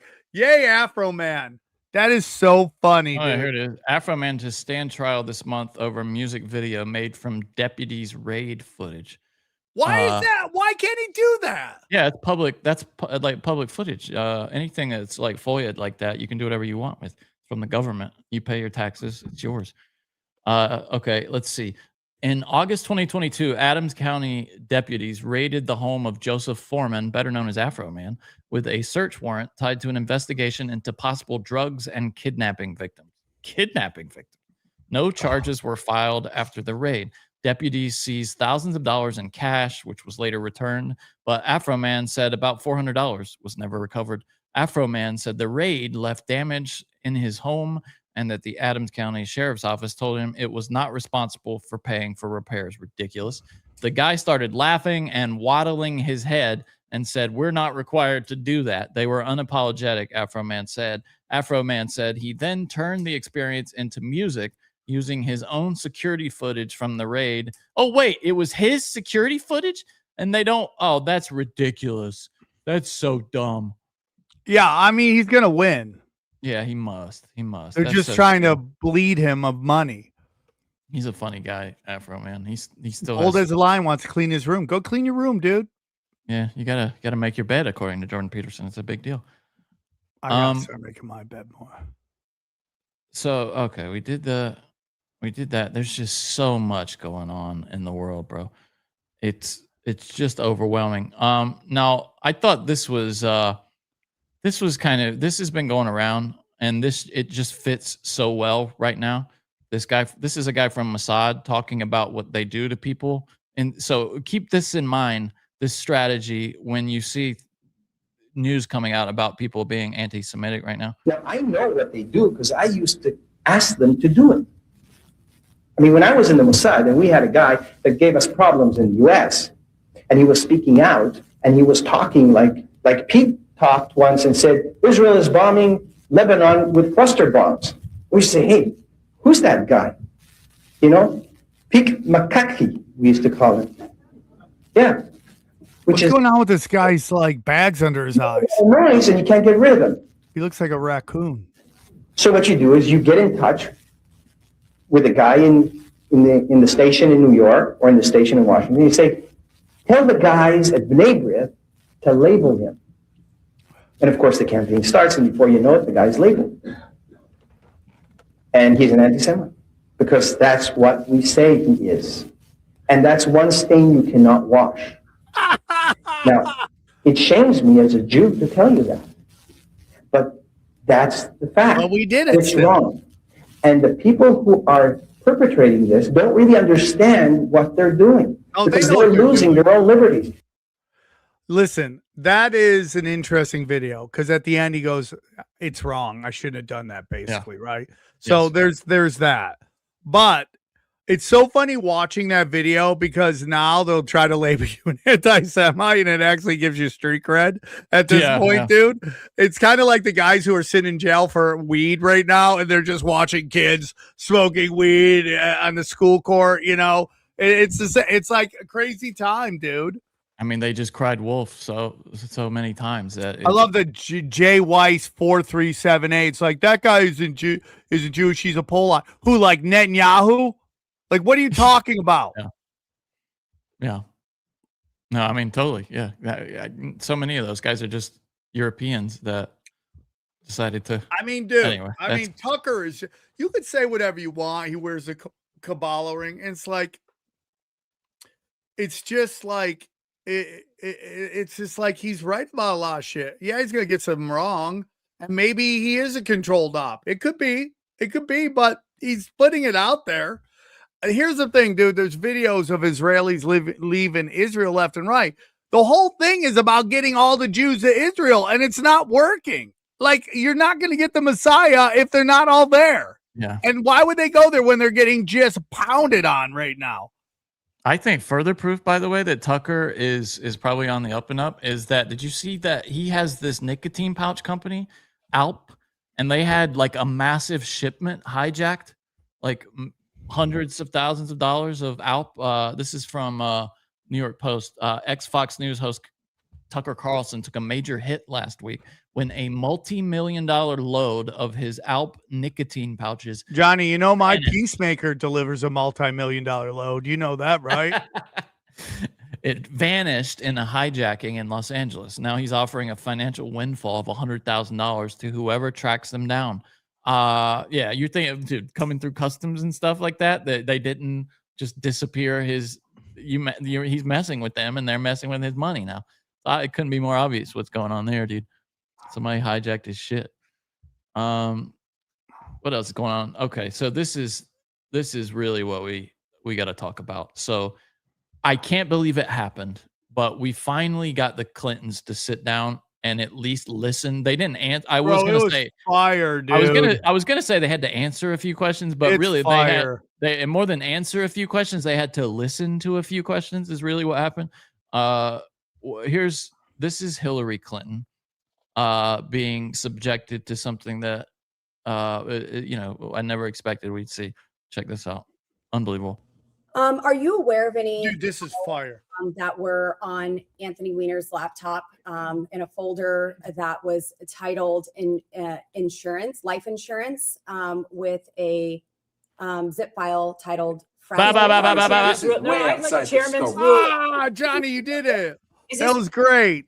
Chairman. The chairman rules that it's not. They said it. Based on what you said in the public hearing. She's confirmed it. They said it, Mr. dude. Chairman, is this within the scope? We'll go off the record and consult. Bro, that is fire. I don't understand. Look are at you that. aware Dude. of any? Look at Dude, that. that was fire, bro. That Look at was her fire. face. Look at her face, how it changes when. Look at this. Look. She does that when it comes out. She's like, huh.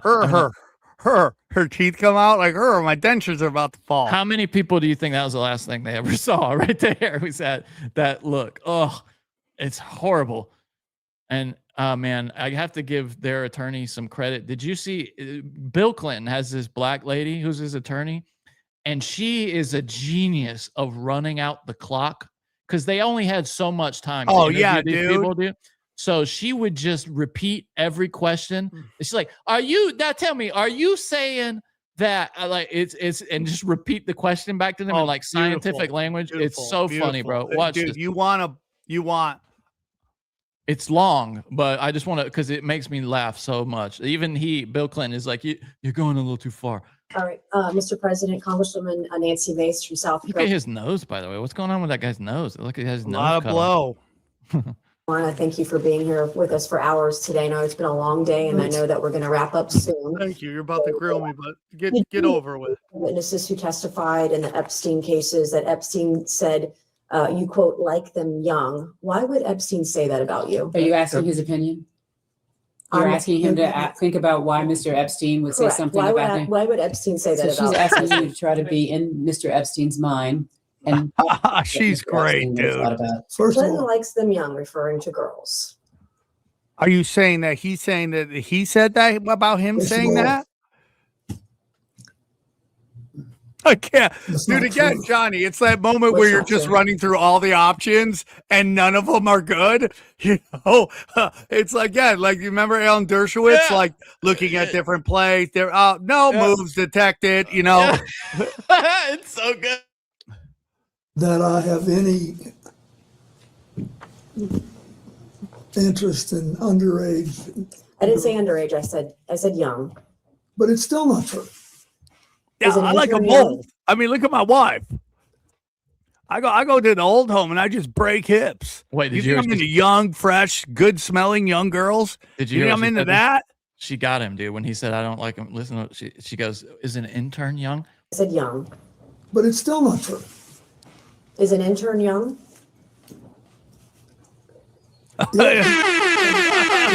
Anybody younger than Did I you am. know Jeffrey Epstein instructed a witness to deny you were Johnny, ever on did you look at his her? He's like, island? oh man, he's shaking, but he might be at that age where he has the shakes. But bro, he looked at like, dude, say something. Did you see that? Underage, I said young. But it's still not true. Is an intern young? Watch this. Yes.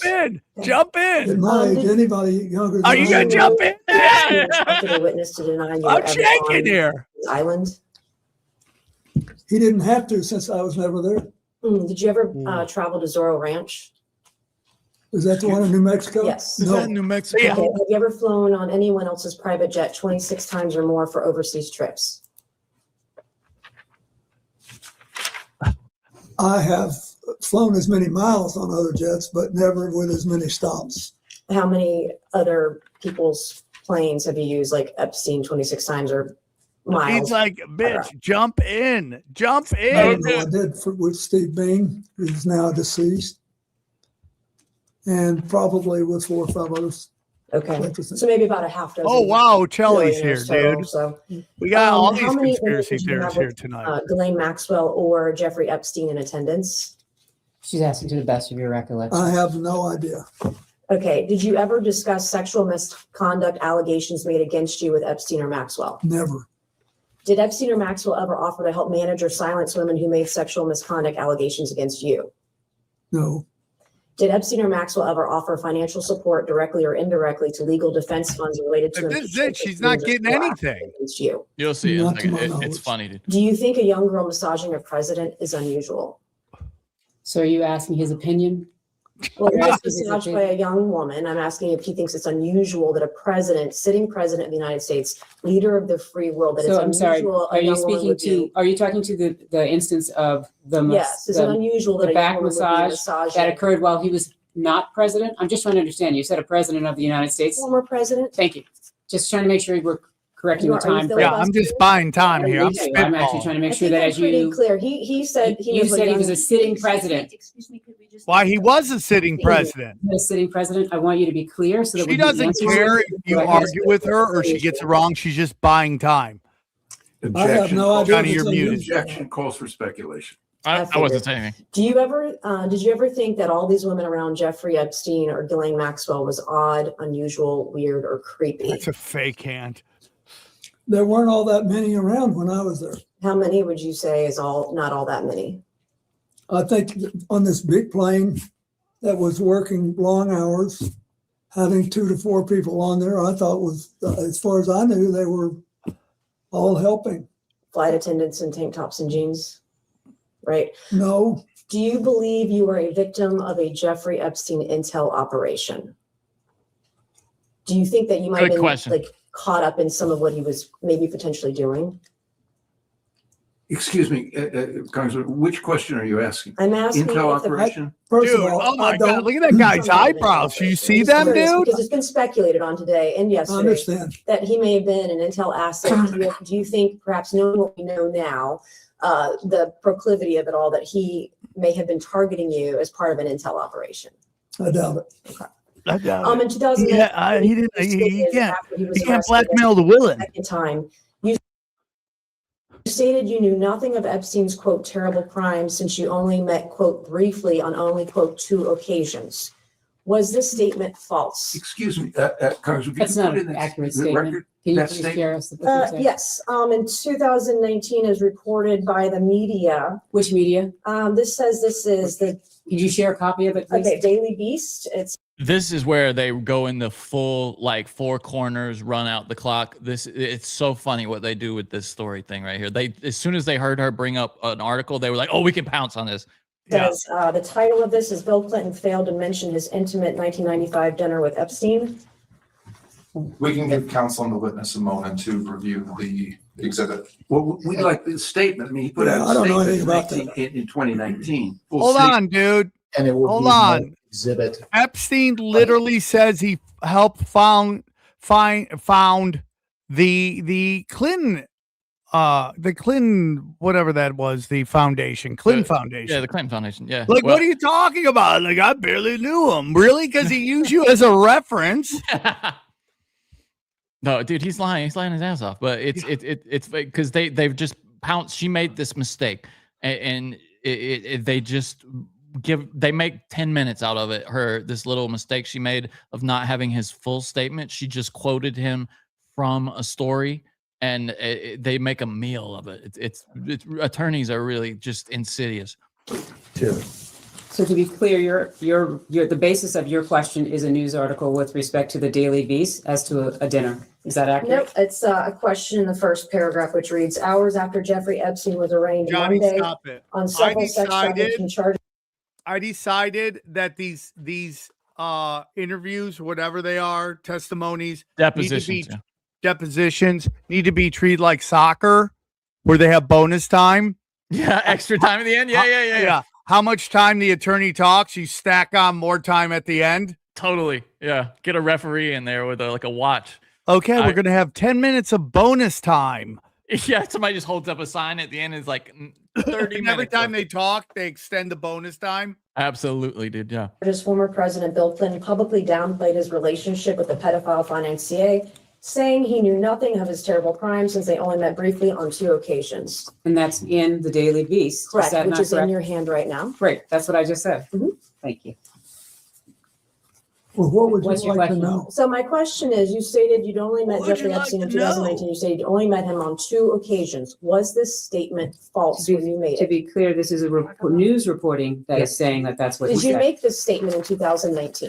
Would you put in the statement that he made? This is Man, a he's news report. shaking. Okay. It's double hearsay. Did So- you? Is he at no. Parkinson's? Did you make this statement in 2019 as reported by the media? So you're asking whether or not he made a statement to the Daily Beast. Nope. It says, quote, it's quoting him or his office, etc. Are you denying you made this statement? It's quoting a sentence. If you put in the entire statement, that's all we ask. To be fair, give him the statement, not somebody's report on it. I have no idea what the Daily Beast take is. There was a statement that was released that was broader than this, and they relied on only a portion of it. They relied on only a portion of his full And statement. that's the portion I'm focusing on. Well, he said then- it only was with Jeffrey So Epstein on it's 2 actually a occasions. misrepresentation of his entire statement. Well, can you let your client answer the question? Well, can you ask it in a way that would make it clear that what you are I'm being actually very asking clear. His statement said is he the met with broader Jeffrey question Epstein. of what did he say? He said he briefly met with him only No, on 2 The occasions. Daily Beast selected that piece So are out. you denying that the president made this statement? What I'm saying is that there is an entire statement. That's the statement on which the president spoke to. Would you like to provide it to this committee?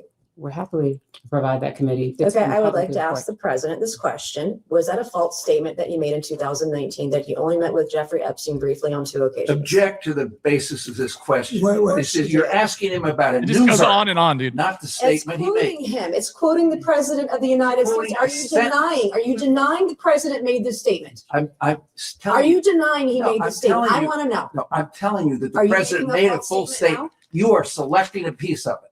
Let's put in the My entire source- statement he made. I wasn't in federal office in 2019. I was not a part of this committee. I was a state house rep from Goose Creek, South Carolina. And I'm quoting open sources that I have. To the best of my knowledge, I'm not rich with a bunch of attorneys, okay? I'm doing the best that I can to get the information I can. And I'm asking if the president was telling a lie in 2019 when he stated to the public he'd only met with Jeffrey Epstein on 2 occasions. He did not say to the public, you're misrepresenting. Congresswoman Mays. Let me be clear. Not asking about your right to ask him any question, but don't do it on the basis of a news article. The news article is quoting his statement. So is the news It's article quoting- lying? Is the news article? Nobody It's- just said they're quoting his It's statement. false if you take it to mean what you You said. just which said is they're the quoting statement his did not do. statement. Do Like, what are you understand talking English? about, dude? If I was Serious. literate, I would be the I'm not best selling lawyer. it, I would but just I nail Did you these make a dudes. statement, Mr. President, in 2019 that you only met with Jeffrey Epstein twice?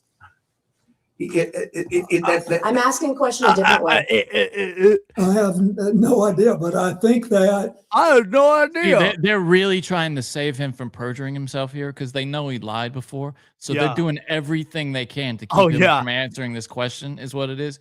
You know, they're- they did. They were in the locker room with the defensive coach, and they're just like, dude, just don't let him perjure himself. When he's entering area, just lock it down and just filibust, dude. It's like in jujitsu, like where somebody's Bill not saxophone. and you see guys in jujitsu that aren't as good sometimes, and they just kind of try to like survive, and that's what's they know he's got the short end of the stick on this question, and they're just running out the clock on him, dude. It goes on. I mean, I could play more, but it just goes on forever, like this verbal karate that they're doing to poor Nancy Mace. Anyway, yeah, I mean, Clinton, boy, he looked bad, didn't he? He just looked bad, looked feeble. Yeah, I mean, they're just idiots, dude. The whole thing is stupid. I mean, could it be overblown some places? Sure. But it's just like there's too many instances of where there's been rings that were busted, no one convicted, but busted. That happened over and over. The Franklin scandal, the Finders, okay. What was that one in Jersey? The no X or whatever. The guy that ran. Oh yes. Oh shit. What's it called? That one. Nexium. I mean, just over and over again. I mean, like the Pentagon, a bunch of employees got busted downloading CP. I mean, it's just at this point, it's like, what are we doing here? Hold on, It's let me just- check my tattoo. Oh yeah, Nexium is what it was. Yeah, Nexium. Oh, Yeah, Johnny, you love that. You love the CP watch. It's great for Johnny. Yeah. Hey boys, yep, and the George Bush. I mean, it's just happened over and over again, dude. And I the mean, DOJ, Franklin there was scandal a leads to George Bush. I mean, CBS. it's just ridiculous to sit there and act like, you got Michael Tracy talking Pearl Panic, dude. It's like, bro, we've already had cases where it's been confirmed. Like, what are you talking about? Totally, It's just yeah. stupid. And then Megyn Kelly's like, they're just, 15, 16-year-olds. And yes, is there a difference between a 16-year-old and a 4-year-old? 100%. One is way worse than the other. Both are horrible. Totally. No, I completely agree. And you've seen, I mean, if you need further proof that that this has kind of gotten away from him, the DOJ has been removing Epstein files slowly over the past couple of weeks of the ones they put up. Which Yeah, is just, the ones they put up. Then how about the ones they haven't shown us? yeah, exactly. That's Exactly. where all the bad shit is, dude. And I don't know how to change it. I don't know how to change it, dude. No, I don't know. I saw a clip this week, and when I saw it, I wanted to ask your opinion. So this is Nick Fuentes, and his reaction to all of what's happened with Epstein and Iran over the past couple of weeks has been kind of interesting. And I'm curious. I have a feeling you won't agree with what he's saying, his proposal for what should be done now. Check this out. This has to be the breaking point. This is the breaking point for the GOP coalition. You buried the Epstein files. There is no border wall. You didn't deliver on mass deportations. You cut corporate tax rates for the rich by cutting Medicaid again. No infrastructure bill, no middle class tax cuts. You got to refund the tariffs. And now we're in a regime change war with Iran. That's the breaking point. I'm out. I'm done. Man, he's got long fingers, huh? And I am not voting in 26. Yeah. If Rubio or Vance are on the ticket in any form in 28, I'm voting for a Democrat. So what do you think here's about my that? What problem do you with think about that? What do you think? By the way, I think Nick Fuentes is a wonderful speaker. I think he's very smart. I mean, he's only like, 26 now? Yeah. What he knows in 10 years will be totally different than what he knows now, and that's fine. I'm 53. I'm an old man with no shoulders, okay? So take it for what it is. But, the flaw in his logic is like, why are you voting for either party? I mean, if you really got to vote, you got that itch to vote, go vote third party, dude. I mean, just why? Force them to completely destroy the facade. Like, if you vote for neocon Zionist Republicans, you're voting to destroy the rest of the world. If you vote for Bolshevik progressive Democrats, you're voting to destroy America. So you lose either one. Why vote for either of them? Why? Mhm. It's all stupid, dude. Find some weird guy on it, and vote for anyone but the two parties. Force them to smash the facade and wake people up. The notion that you're going to run back to the other party that you can't stand just to spite the one that burnt you. Why? Just go vote third party. If Nick Fuentes goes, I'm voting for this party now, that party would get a ton of new voters. Find a different party, Nick. I did see him say, I'm curious, what about in this rare exception? I thought I saw him say that in these midterms, it would be helpful to vote for Democrats to obstruct Trump from this regime change shit. What do you think about that? That is the lie, dude. Yeah, I agree. Kamala Harris ran on Iran. That was one of her things. Yes. Dude, they killed 1 million Christians in the Ukraine. You don't think they'll fucking light up Iran? Dude, dude. 100%. It's all bullshit. Did you see this? It's funny. It's not. I don't know quite what his end of it is. But Gavin Newsom went on Adam Friedland's show, and Adam gets all the he gets the best worst guest. Yeah, right. The best worst ones. The attitude in America is covered hobo infested hellscape. Right.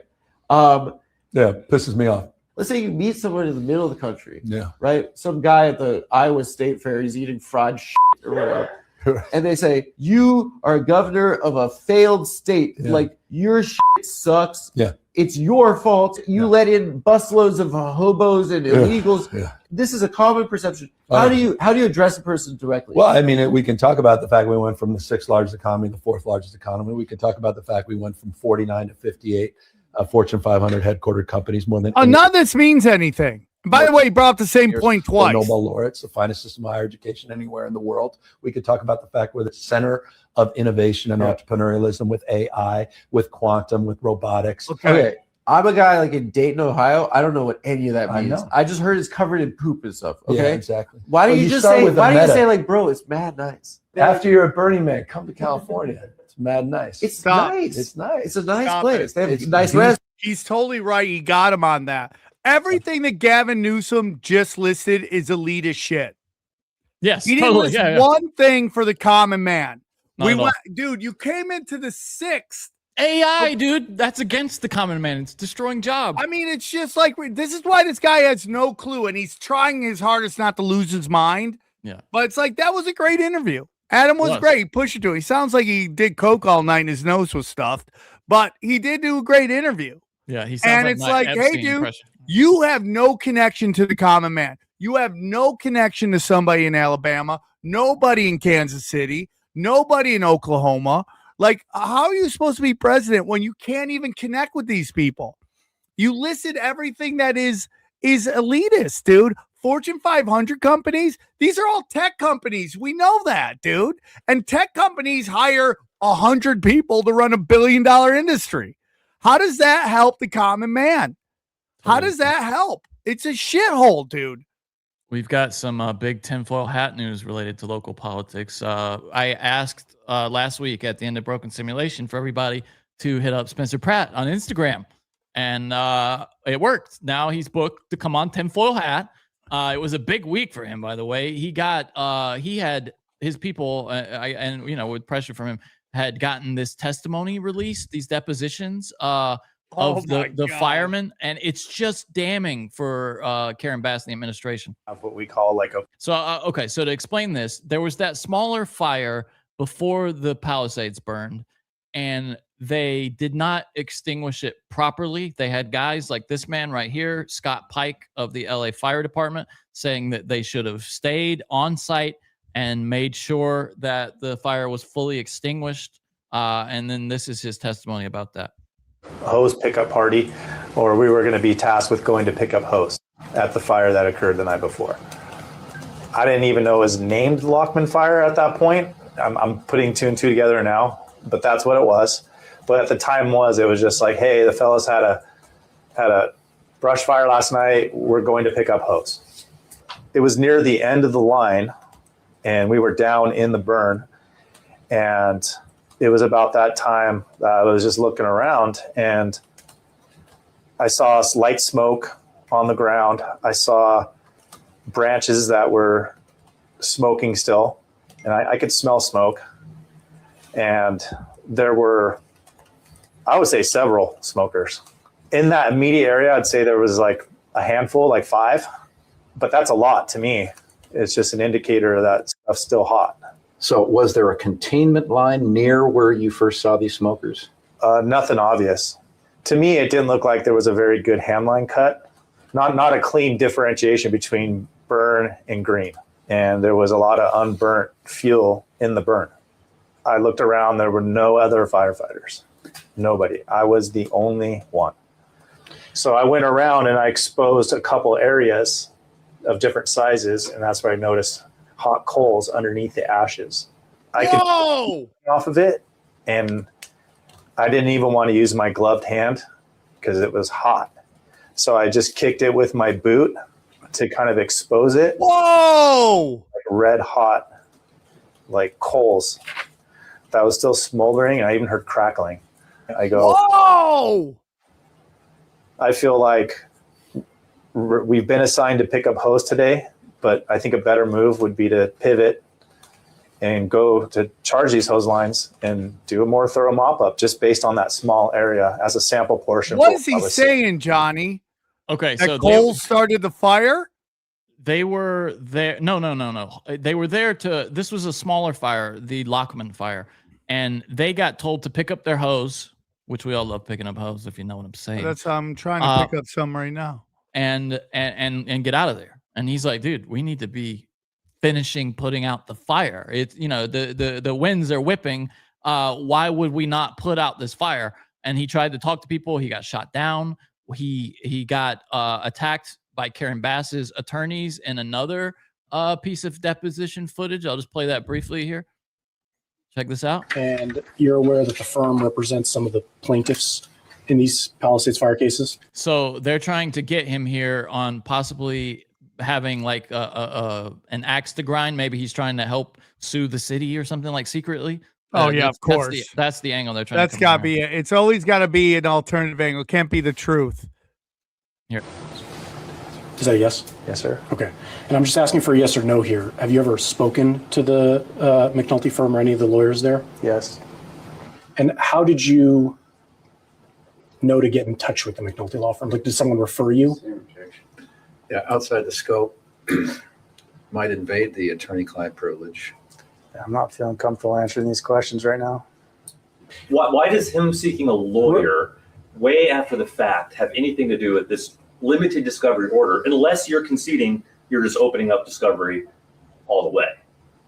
My personal actions to seek any legal advice from any lawyer at any time is my personal decision. All the stuff came out, and any of my concern to seek counsel was after I saw, I'll go ahead and say it, I saw some stuff that didn't line up with what I saw coming out from my leaders, ATF, whoever. I sought protection from my fire chief for any future immunity, anything in retaliation, because that's what I fear. I didn't have anybody from the city contact me and say, hey, we'll represent you. We got your back because we want the truth. Yeah, why am I not allowed to seek personal counsel? Bags is right.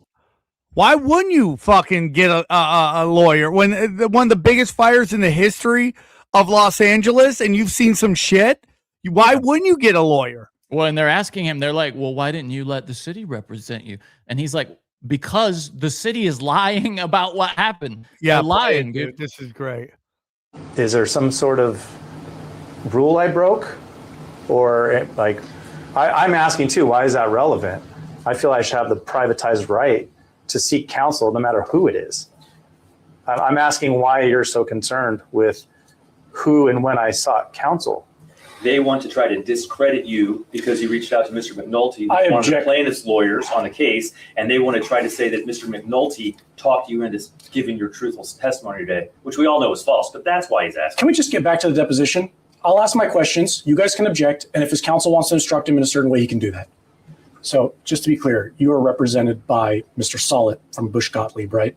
Yes. You're not represented by the McNulty law firm, right? No, sir. Okay.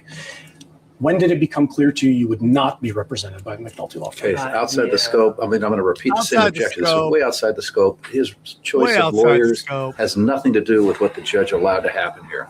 And now it's become harassing and oppressive for this witness to sit here and be peppered by the city's lawyer on things that are way outside the scope. Feels like retaliation to me. These are the kind of things that I'm keeping track of. What do you mean by that? Meaning, I feel you're out of line. What does it matter? If we're all seeking the truth, you should have my back. Whoever, you're with the city, right? Yeah. Right, sir? He is. He represents the city. You represent the city. So we should want to get all our kinks figured out, get our fire department back to normal staffing, good command, good decisions, and whatnot. So what does it matter where I seek legal counsel when I'm part of a deposition, which is part of my job? What does it matter where I seek legal counsel? Because I don't see anybody just wanting to get the truth. That's what I'm trying to tell you. Well, it's just, I can handle this. It appears that everything we know about reports being redacted, information being missing. I believe this ATF report was 76 pages long. Do you know how many pages there was on the Lockman fire? Do you know? Tell me. 1.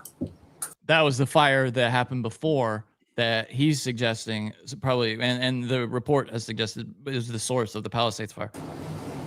So here we sit in this room with all these hundreds of $1,000s in staffing and everything like that right now. And what are we talking about? The Lockman fire. So we all know that the investigation, interviews, and everything could have been done better. This lawyer. Right? That's why we're all here. Because it's a big deal, I may have sought representation from multiple lawyers. So I am feeling a little harassed while you're fixated on this one lawyer or whatnot. That's none of your business. That's that guy's great. Yeah, What a- he just what a took it to it. legend. Why wouldn't you get a Just lawyer? total- When you realize that what you saw and what the city is saying is two totally different things, and you know that they're going to come, all hell is going to rain down on you. Why wouldn't you get a lawyer? You'd be an idiot not to get a lawyer. You'd be stupid. And then Spencer Pratt shared this week that there's a report that Karen Bass's internal polling says that he's her primary challenge. Like they're actually worried now about the possibility of him. And wait till they hear that he's coming on tinfoil hat. They're going to be quaking in their boots. So you know what? The Palisades fire was really bad for trees. You know what's not bad for trees? Our friends at Fast Growing Trees. Did you know that Fast Growing Trees is America's largest and most trusted online nursery with thousands of trees and plants and more than 2 million happy customers? Whoa! I love this business, by the way. This is such a good idea. They have all the plants your yard or home needs, including fruit trees. We got an avocado tree coming and an orange tree, privacy trees, flowering trees, shrubs, and house plants. And they're all grown with care and guaranteed to arrive healthy. It's like your local nursery, but anywhere you live. I love it. And they have this great thing where it shows you if the plant will thrive where you are. So you put in your address and it says like you're in zone 7, and then you see all the plants that thrive in zone 7.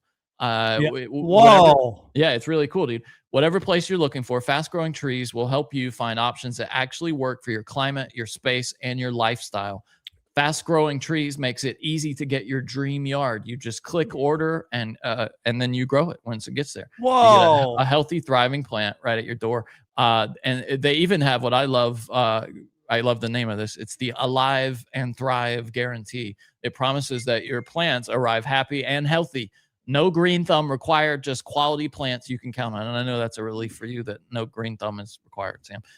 Plus, you can get ongoing support from trained plant experts who can help you plan your landscape, choose the right plants, and learn how to care for them every step of the way. I agree. Yeah, I'm super stoked. We spent probably an hour the other night. They have so many trees, dude. And it's really simple to find the ones that will succeed where you live. They're on the way to us right now. We're both really excited. We're going to get an orange tree and an avocado tree. I'm super stoked about that. Again, you don't need a big yard or a lot of space. You can grow lemon, avocado like we were, olive, fig trees, all that can be grown indoors, along with a variety of houseplants, all grown with care and hand-selected to thrive in your home. Every plant, again, is backed by their Alive and Thrive guarantee. It's fast, easy. You just go online, you click, and then they're on their way to you. Support is available 7 days a week via email, chat, or phone. Advice is tailored for your yard, including personalized video consultations. They will do personalized video consultations if you're having trouble. Right now, they have great deals on spring planting essentials, plus up to half off on select plants. And listeners to our show get 20% off their first purchase when made using the code BROKEN at checkout. That's an additional 20% off better plants and better growing trees at fastgrowingtrees.com using the code BROKEN at checkout.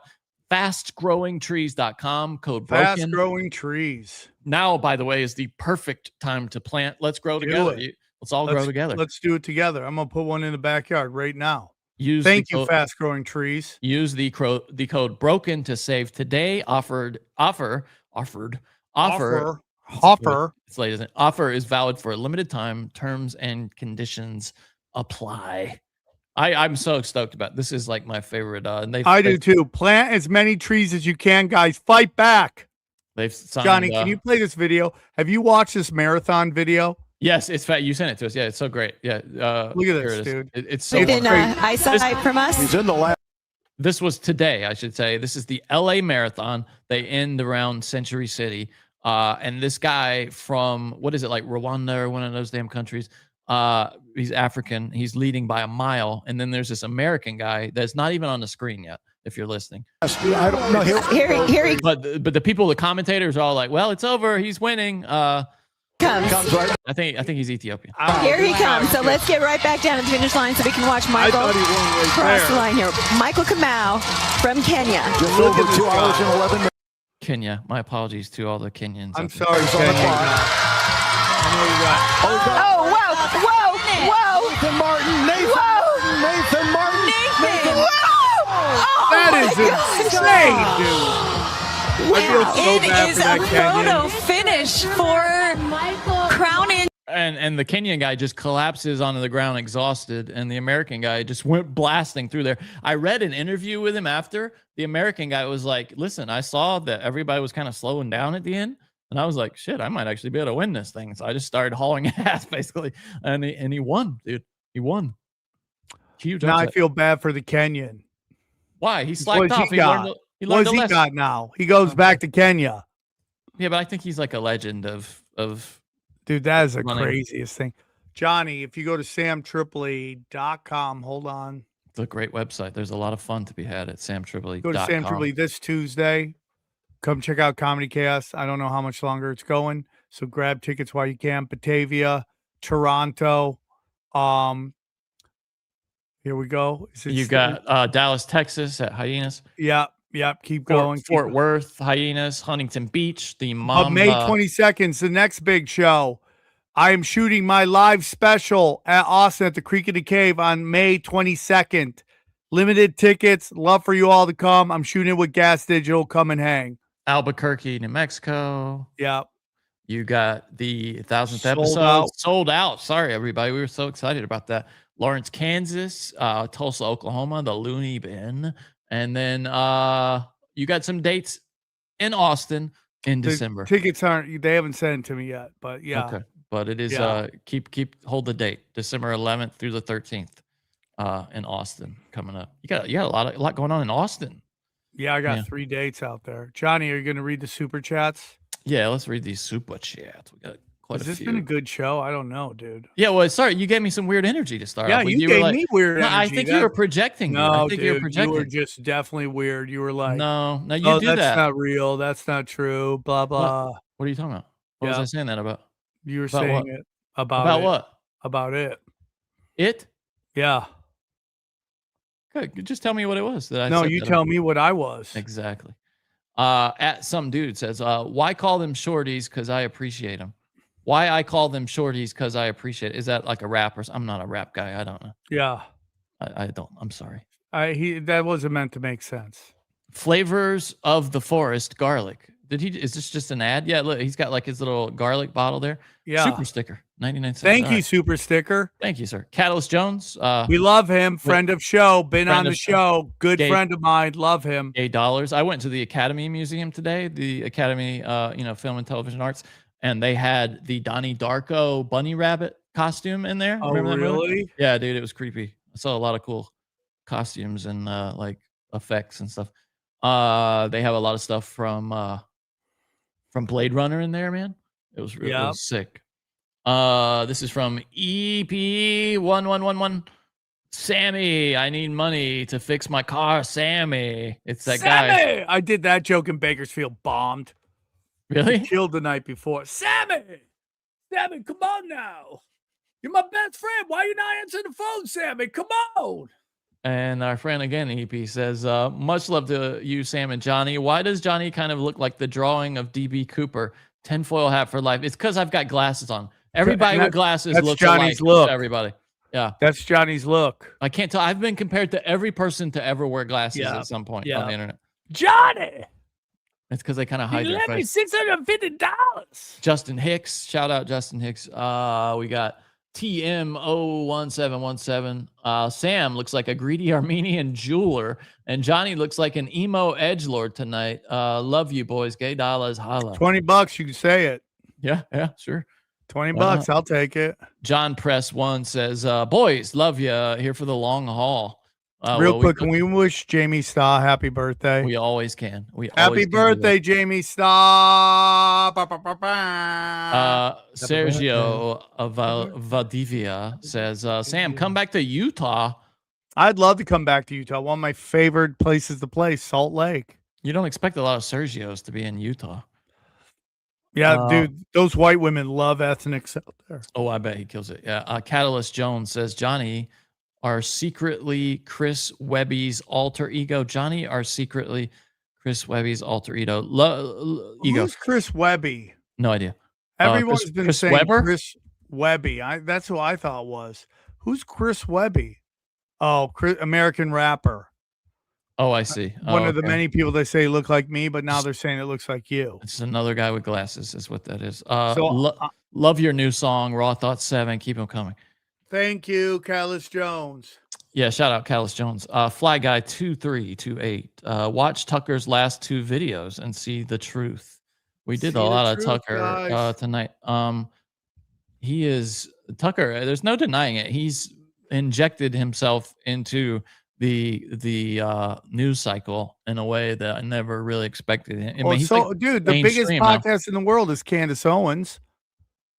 It's not Rogan anymore. It's Candace Owens. Well, I mean, I think she right now she might be bigger. I don't know. Really? I mean, I think she might be bigger, but I think maybe How do they even determine that? You know what I mean? Like, because you got all on these views and listens. Right, but is there like a ranking? Because you can't go like comedy to news. It's like a wholly.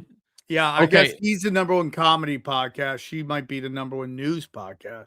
I mean, she's flamethrowing, dude. Oh, she's going for it. Max Crosby trade. Let's go. Catalyst Jones says, I didn't miss one. No, there are videos around saying Disneyland will be the next false flag. You mentioned that. We're staying away from. Thank you for the warning. Fizz Marley says, anyone notice the propaganda videos about how we retrofitted Iranian drones to use against them, questioning every Iran drone attack? That's interesting. Yeah, so you're saying like more false flags, huh? Of course. Yeah, it's totally possible. Of course.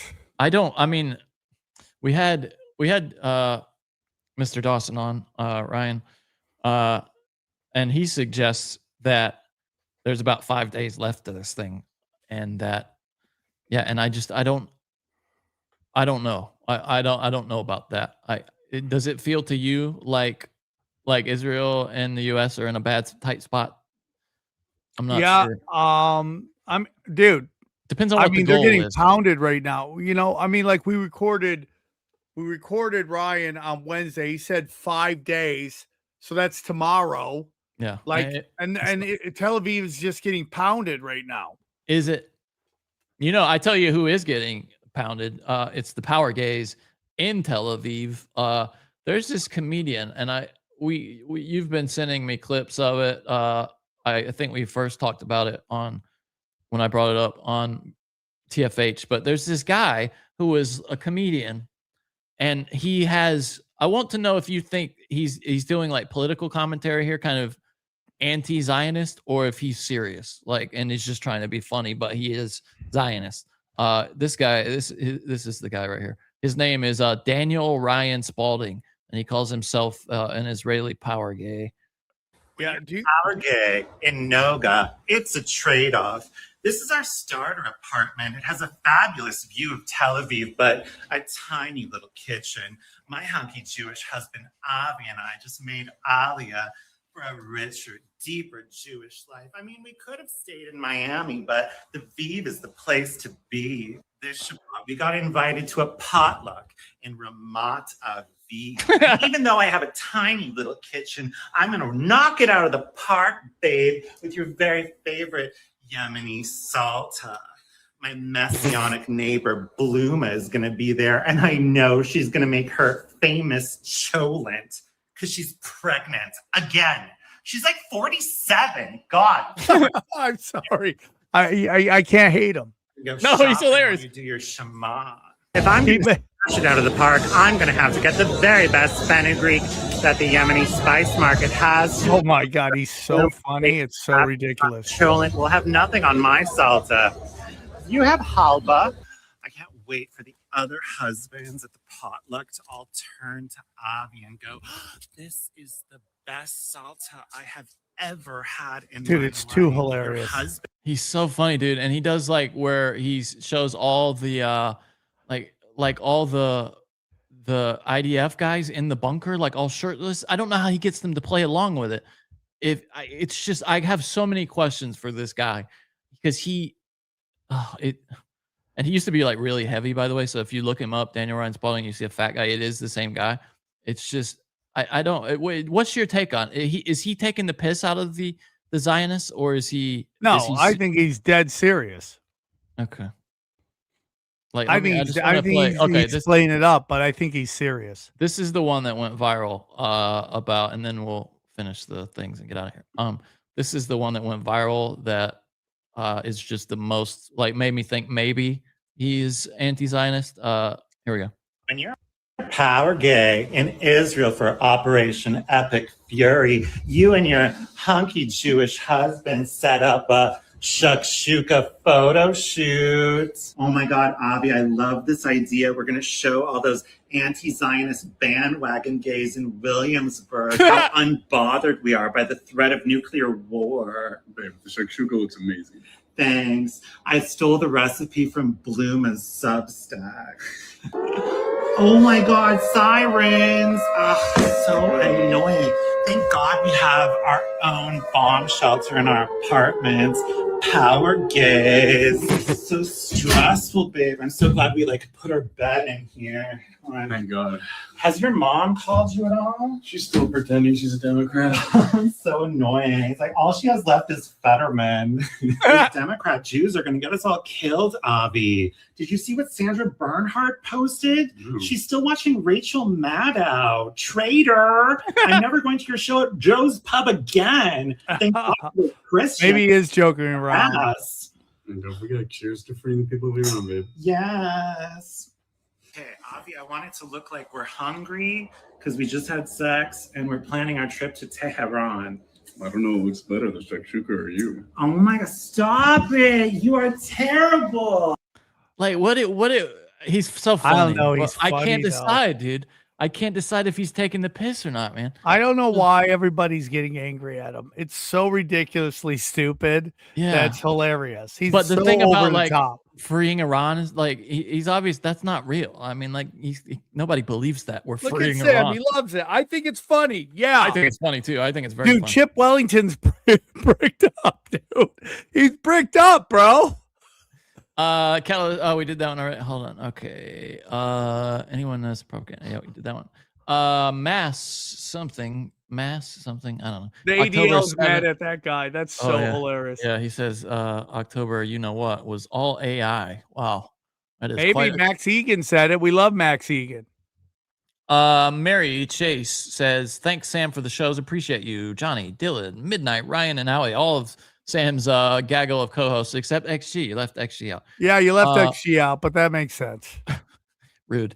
God is love, our friend here, 528 Hertz, says the lawyer was literally in the Epstein files and friends with Maxwell. That lawyer. Oh, she's talking about the black guy or the man. The black woman or the man. I don't know which one. Probably the man. Yeah, probably the guy. Yeah, to be honest. Justin Camacho is gay, says Chance Green music. Is that Justin Camacho? That's what he said. Justin Camacho. Oh, this guy? No. No, what is that the guy in the video? What guy? Because that's dude. I really want a Camacho. I wish I had a Camacho in my name. Camacho's got to be the coolest name ever. Oh, I have another kid, which I'm not, but if I did, I would name them Camacho. Hector Camacho is a badass. Vanessa says, I'm voting for Brian McGinnis, Green Party Marine that got assaulted in Congress last week. I hope he files a 1983 lawsuit ASAP. Well, did you see there was reports of Dana White being assaulted, but that was apparently fake. Is that right? Dana White? Yeah, you didn't see all. There was no, it went I viral. didn't see that. They said that the last UFC ticket was so bad that that he got assaulted. Dude, UFC like is leaving. going downhill fast. Yeah, and people so really greedy, believed it. dude. Yeah, here it is. Per sources, it appears Dana White has been jumped by the crowd in T-Mobile Arena by angry fans. But apparently, is there a video of it? Yeah, but we can't. I mean, why can't I watch it? It's not real. It's not. I mean, I don't want to disinfo more people. Dude, XXX Jersey Kid XXX. Yeah, you are late. We're running late. I was supposed to be gone. I haven't had dinner. Oh, damn, dude. Sorry. Suflo says, watched Maisie Runner, The Death Cure, was very interesting. Got to check it out. What is do you know what that is? Maisie Runner? I don't know. Dude. Maze Runner, maybe? Is that a thing? Maybe. Maze All I Runner. know is that there's another episode of Monarch on that I haven't seen yet. Oh, really? Hey, dude, you want to hear the funniest thing? We've been watching Love Story, that JFK Jr. show. I might have told you this. And my girl doesn't know that he's dead and he died in a plane crash. So we're on like episode 7 now. And she's like, boy, they really don't have a lot of episodes left to cover like their life up to present. And I'm like, yeah, that is weird. They must be. Dude, Johnny, you are so rude. I can't wait for her to find out because at the beginning it starts with like the plane lifting off and them going off where he eventually dies, you know? Yeah. And I even like text her mother. I was like, hey, listen, we're watching this. Don't tell her. God of F77 is crazy in the comment section. He's going crazy. She just comes for. He's going crazy. Gas Can Lip says, Sam, any stories about that cruise ship captain hat-wearing Hefner guy with trap doors under the Playboy Mansion full of pet human lizard hybrids captive in terrariums that run LA City Council meetings? Not yet, but I'm looking forward to that story getting out. We'll do a whole like 5 episodes on that. I'm here for it. That's a lot of words. True World 17 says, love you guys. Long time reader. World. God bless. That's a different show. I'm bricked up. These are the broken. That guy got so bricked up on that gay Israeli video. He got so bricked up. Our gay Bobby Ballbag says, first time, long time. Well, thank you, Bobby Ballbags. Welcome. In the thank you for your gay dollars. Rennick Johnson says, say the family's name that you refuse. I will not. No, we will not. How dare you, Rennick? How dare you come on here with your gay dollars? Just when things are starting to go well for us, you're trying to get us. You're trying to kneecap us. We don't play those games. Hey, Bobby Ballbags, your dollars are gay. Okay, you don't tell us. You know it's a good NBA team, Sam. What? The Indiana Pacers. It's a really good. I love. Why are you saying this? The Indiana Pacers. Why'd you say that? Well, that'll give them a clue at what family we're talking about. Oh, Johnny, you're tempting fate, dude. I just love the Pacers. What can I say? They're great. No, they're not, dude. I do not agree to any of that, dude. You don't like the Indiana Pacers? I mean, dude, they're struggling this year, but my God, dude. Well, I think they're a great family. Let me see if I can. Okay. Can you go to Rumble and find the Rumble. I don't know how to do the Rumble chats. Is it all the ones that are in red? Is that what it is? It's not, right? No, those are just the members. I don't know how to do the Rumble rants. They don't show up in the StreamYard interface. Is it this thing? Is it this button here? No, that's how you send one. Johnny, real I quick. I don't see any. Oh, wait, there is Johnny. one. Okay, there is one. The poll is from Israel. Oh, that makes sense. The 90-10 poll. Yeah, that's right. That is from increased blood pressure, says the 90-10 poll that they're showing Trump must be from Israel. Johnny, look at this real quick. Watch this. Okay. I got it here. Labor from India, from China, and from the Philippines. And what do? You microchip them, right? So that you can surveil them. You can control their emotions. You feed them drugs. They're your slaves. You have like millions and millions, 100 million of these people who will be the humanoid robots of your empire. And it can all be done with current technology. You don't have to actually build new technology to do this. Johnny, he's basically saying along the line something I said. I don't think it will be Chinese and Asian. I think they're going to use Europeans. I think they're going to move the European to the Greater Israel Project. That's why they're flooding Europe right now. They'll be like, "Come here. It's much better here." It's no different than what they did, right? Before, I suppose. Did you see this, by the way? These are Russian soldiers. This disturbing video appears to show an African recruit in the Russian army with a landmine strapped to his chest. He is being ordered to storm Ukrainian positions on the front lines. See, the thing is, you can't know if this is propaganda from Ukraine because they're so good at propaganda, the Ukrainians. Or if and there's another video of like a bunch of a bunch of African soldiers in Russian military gear in like the snow and the woods, and the Russians are talking in Russian. Like these guys don't know. They're all about to go, be cannon fodder. I thought that was interesting. So sad. I'm just doing the power. That makes me so sad. List of Bohemian Grove members came out, whether you believe it or I mean, not. like, dude, Conan O'Brien, like nothing happened. Yeah, like nothing happened. Everyone's just doing shows with him. Like, dude, you were doing butt stuff in the forest. It's all who you'd think it would be, though. It's like Jimmy Buffett was on the list. Dude, did you think Conan O'Brien would be doing butt stuff in the fucking He went to Harvard, dude. He went to Harvard. That's you true. Know? Like all those Harvard guys, they're all in those clubs, man. Michael Bloomberg, Clarence Thomas. It's a lot of political people. Eric Schmidt was on there. Paul Pelosi. It's Charles Koch, the Fisher brothers.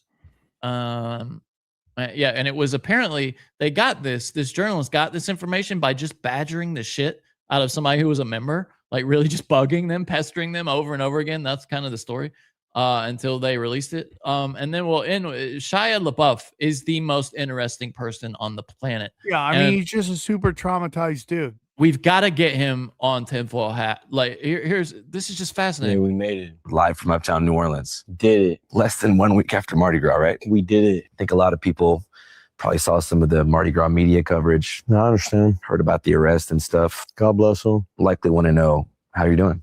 Bro, I've been having the time of my life. I got some contrition on my heart. You know what I mean? It's not nice to hurt people ever. It's fucking lame. People got hurt. I got to deal with that. I'm going to deal with that. I'm going to deal with that in full. I'll eat it all. It was on me. It's not on them. It's on me. I fucked up. It's on me. I fucked up. It's on me. Definitely. Yeah. So you take responsibility for 1000%. We're not going to play games. Yeah. But I had a great time.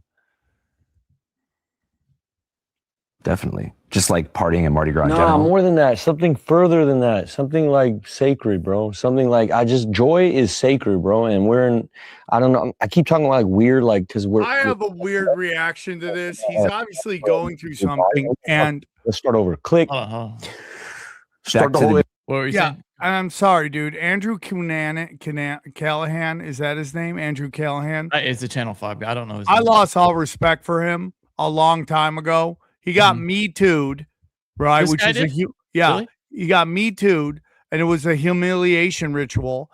Then he tries to humiliate G. Edgar Griffin, and God bless Jason Burmis for stepping in and stopping it. And this guy got thrown. If we want to believe it's real, it's not a humiliation ritual. gets thrown under the bus by the left, and then just goes right back. Like, I couldn't do this interview. Right to the top, yeah. I couldn't do it. Why? And if I did do it, it would be done totally different, bro. I'd be like walking him through this and like getting to this guy's in pain. He's in mentally like he's going through some issues. Have you listened to it though? They get to some like listen to what he says.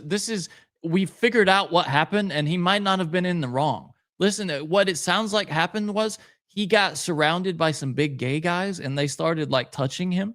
And if he's telling the truth here, check this out. I know I'm fucking deep off into the Bible. I know what the Bible says about homosexuality. What does it say? Nah. That's what it says. Yeah. But wasn't that written a really long time ago? Bro, you can do whatever you want with the text. So that was after, but okay, this is it right here.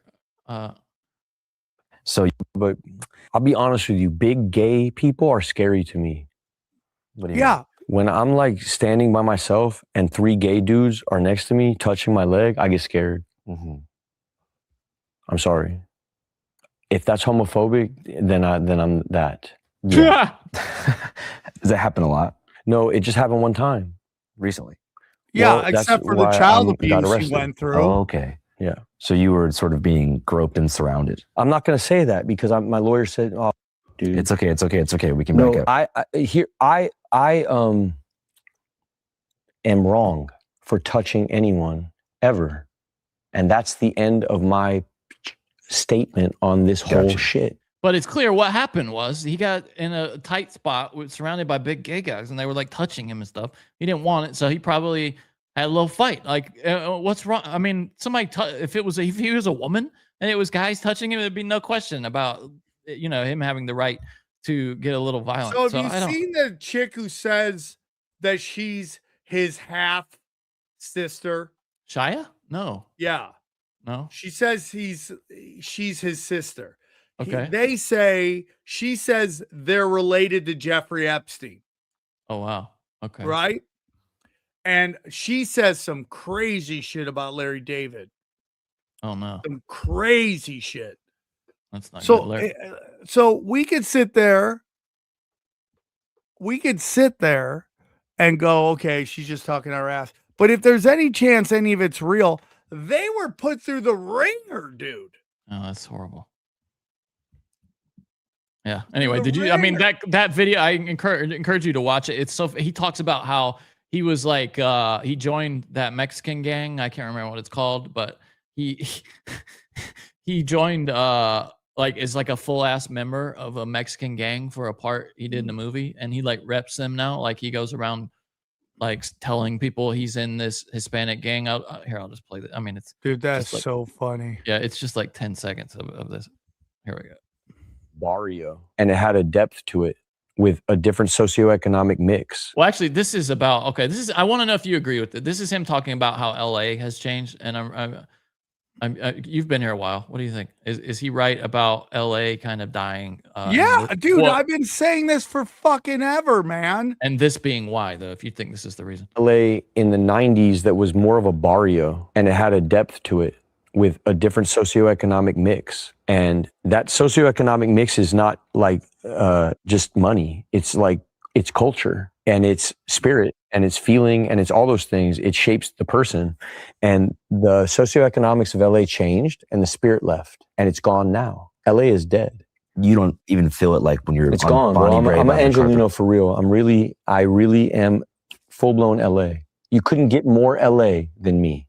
I am so LA. More than Esteban Oriol. Who is Esteban Oriol? Oriol is just like a famous photographer. He doesn't matter to me at all, bro. But even those dudes have become caricatures of themselves. The culture doesn't exist anymore. The car culture is gone. The dance culture is gone. The bar culture is gone. It's all gone. Yep.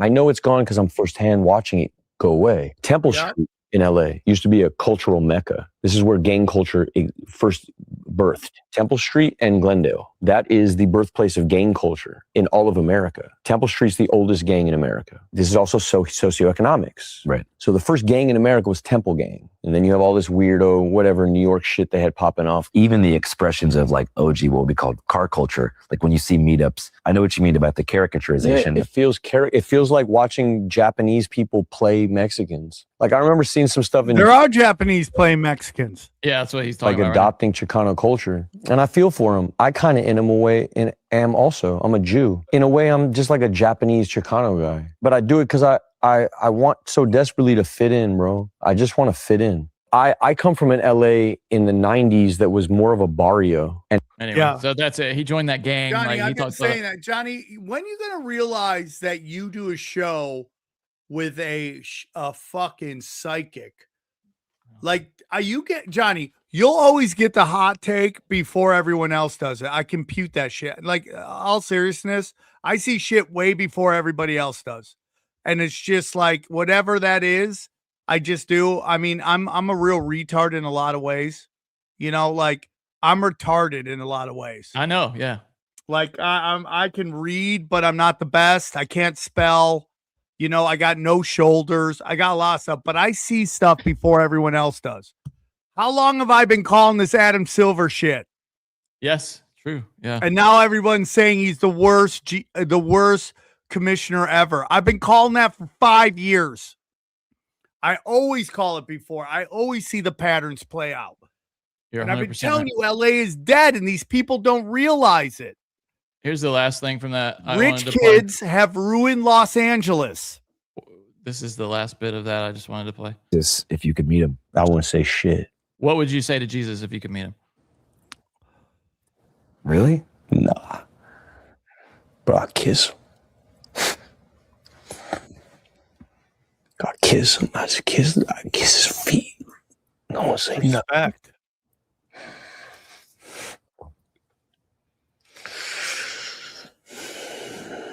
Chill out. This guy's got trauma. Dude. My bad. I didn't know it was gonna make you emotional. I'm a real Look at his cat, smirk, bro. dude. I just thought you had thought about it. No, I'm a real one, bro. I want to believe it's something. Well, hey, bro, you gotta hit your head into the wall hard enough where you just go, fuck it. It's the only way, dog. That's how you find God, Dude. Yep, for me. This is what fame does to you, Yeah, dude. It you gotta go shish hard. kebabs What do you you. think was the real life equivalent of you smashing your head on the wall? I put a gun in my mouth. I was ready to kill myself, blow my brains out, writing letters. Yeah, Wow. dark days. For real, gone. I'm ready to go. Why didn't you do it? Why didn't I do it? Because I'm and also my mom. Like that guy, dude. What an Well, interesting like, guy. dude, Andrew Callahan could have been an all-time great, dude. His editing was so great. The problem was he went from making fun of drunk college kids and rednecks and, you know, fucking gangbangers, and the editing was funny and everyone liked it. Then he moved into some serious shit, and he does the same thing with important shit, Yes. and he just mocks them. Yeah, he's making fun of him there. It's funny. That It's exactly my shit-eating feeling. grin he had, Yes. you know? Why is Shia taking him so serious? Shia is kind of like giving him serious. Why would Shia give him that? You know what I mean? Like, I don't understand that. Like, because he knows, he's obviously knows he's like taking, you know, We got winding him up. Japanese OnlyFans in the comments. Oh, those are my favorite kind of OnlyFans. Last Yeah. thing, I knew this will wind you up to end us with here. Did you see Jalen Rose saying the dumbest shit on the planet? It here? is the dumbest statement He's in the so history. Stupid. It is like, this is just below black people getting mad at a Tourette's guy. It's dumb. everything is seen through a lens. By the and way, it's- can I just say Jalen Rose got his goatee from the same place that Ben Shapiro got his eyebrows, apparently. yeah, I mean, and I love Jalen Rose. I think he's great. Look at that, dude. You can tell he's painted on his hairline, too. Look at it. It's so fake, man. The only sports that have salary caps are black leg. Wow. First off, It's not So that's true. basketball and football. It's not Those are only true. sports with salary cap. Not Baseball, true. Golf, NASCAR, tennis. You can keep naming. They do not have a salary. Okay. That's the I mean, first it's thing. so dumb. Look, he's just blowing Fat Joe's mind, though, and all these other guys. They're like, oh, my That's God. correct. The second thing is they have And then listen, he compares it to slavery. no after high school restrictions. And so that's a residue of slavery. Like, what? Yeah. What about the NHL? They have a salary cap in the NBA. It's Guess a what soft doesn't salary have a cap. salary cap? NCAA football, NCAA basketball. Okay? They don't have a salary cap. Why does tennis and golf not have a salary cap? Because it's not a team sport. There's But no yeah. owners. The NBA salary cap ain't even real, though, dude. It's a soft salary cap. It's so dumb. It's so dumb. Why? Why do they have salary caps? Such an idiot. Why do they have it so you can't go to high school? Because, dude, enough of these kids came from the pros and didn't work out. And a team drafting high up in the lottery can't afford to miss. It's like why all these NCAA guys are like, I might go back to college. You know why? None of them want to go to Sacramento. It's why Dante Moore went back to Oregon for football because he didn't want to go to the Jets. Your career's done. You go to Sacramento, your career is done. What an idiot. Idiot of the week. Like for every Kobe Bryant, there was guys that just didn't work out. And it's like you need to see if they can play against better competition. The NBA, the NFL, the reason they don't let high school kids go to the NFL is because they'll get murdered. Jalen Rose, idiot of the week. Along with him did you see Cameron Brink, the hot WNBA player, saying that she was paying a chef $7,000 a month to do her cooking when she only makes $6,000 a month? Yeah, there's a million things wrong with that. But Cameron Brinks also makes a lot of ad money, sponsorship money. Yeah, but why? I mean, even then, like, this just okay. You're stupid. We get it. Like, you're spending some great percentage of your income on a chef. Like, again, dude, it gets back to this whole thing of cultural Marxism.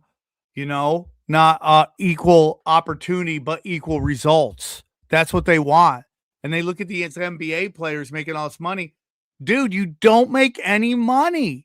Like, dude, the way Saturday Night Live disrespected the U.S. men's hockey team by bringing out the U.S. women's hockey team first, and everyone's like, yeah, look at Saturday Night Live. Go to the ratings. Women's hockey got like 2 to 5 million people. U.S. hockey got 25 million. If you take a look at women's soccer, they always like, we make more money in sponsorship.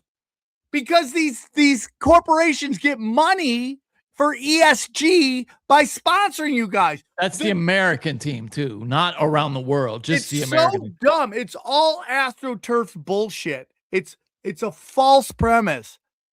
All funded by the Federal Reserve and fake fiat money, dude. It's all bullshit, and they just keep buying into it, man. It's just so ridiculous. And this dumb bitch. So there's this trans on Twitter. I'm not going to go too much into her. But anytime I have a tweet with the word trans in it, she has to comment on it. And it gets into this thing, dude, where all these people think I hate their group. And I don't hate anybody, Johnny. I would tell you if I hated anybody. I hate ideologies, but I don't hate groups. I don't hate any group, right? Yes, the U.S. women hockey team won gold. So did the guys. Okay, relax and go to Disneyland. Calm down. So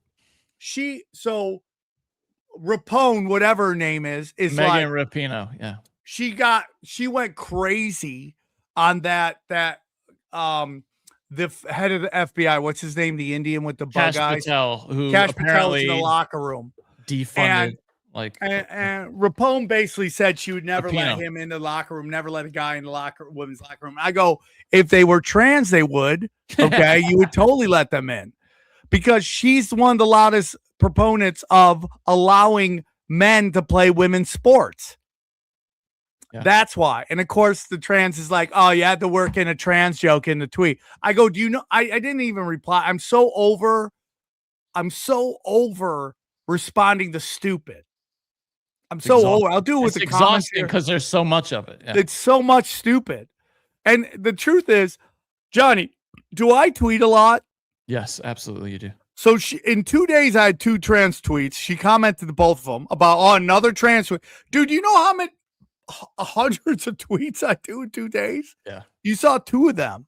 Yeah. And it's the same thing with every group.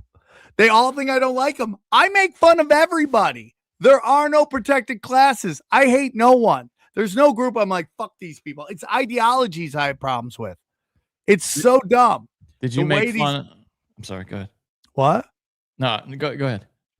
No, I've gone long enough, Johnny. Did you make fun of this week? Glenn Beck, another retard this week, He trained an AI on what he claims George Washington, who famously preached against foreign entanglements, would say about the war in Iran. And Dude, then this reminds me of all these churches doing AI Charlie Kirks. It's what are you doing with this? This is like boomer shit. This they've is the even most done boomer AI shit I've ever Jesus. seen. They've done AI Jesus, dude. This is borderline. This is like sacrilegious, but with our founding father. It's so stupid. George, we are trying to not. You're right, though. It's so cheesy. Not fight foreign wars and not be involved in an. Are we trying? Are we really? Are we trying, dude? You're a Zionist. You want to become you said you want to be Jewish. I can't even watch the world's policeman, but there are times that we have. Look at what he's supposed to look like. Oh my god, dude! He's got his arms out. Why does he look like that one actor or something? Who that guy looks? No, he looks like somebody on a Viagra commercial or Cialis ad. You know, the guy. There's in the actually a bathtub. guy that looks like that, though. I'm trying to forget the director or whatever it is. Oh, There's a James guy- Cameron. He looks like James Cameron a little bit. Yeah, maybe James Cameron. Yeah, he looks like the Cialis guy in the bathtub with his Dude, girl. You know, and boomers they're- are just like, Have oh to my demonstrate- god, it's so brilliant. Strength in order to prevent conflict, but I don't Glenn is Glenn Beck a little glassy eyed? know I gotta where. play this, dude. I gotta go. This is driving me nuts. Glenn Beck looks like he's a little glassy eyed. He might be A little yoked out. I soused, don't maybe. know. I Yeah, a can't little say. soused. George T. The Nelson. foreign entanglement Look at him. Look at his begins eyes. and where it ends. When I was president, I did not crave power.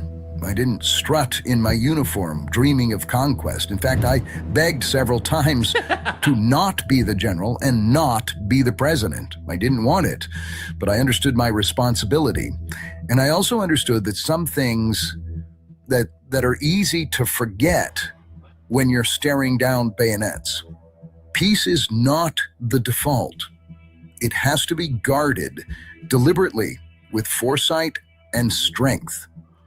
My generation lived through a fragile independence. Our new republic was surrounded, literally and figuratively, by instability. Most of the founders believed that we would not survive to 1820. We thought it was an interesting experiment. European powers were sniffing the opportunities. States were threatening to splinter. Loyalists were lurking. None of this was hypothetical. It was the daily background noise of early America. So how did you protect that freedom? Well, you said it, through strength. Oh god. Weakness didn't just invite disagreement, it invited disunion. And I had already seen what happens to authority when it is too dilute. I can't hear you, Johnny. You're muted. This is all bullshit, by the way. It's so stupid. They disbanded the army after the war. There was no. I mean, there's so much about this is false. This idea that they all thought that this was an experiment that was only going to last a couple of years. They all propagandize war. They lie. They just lie. It's And it just go- liar shit. It goes on like that. Just him saying basically, we got to have peace through strength. Just another, the famous old lie, peace Yeah, through strength. and none of these old fucks, including George Washington AI, are gonna go fight this war.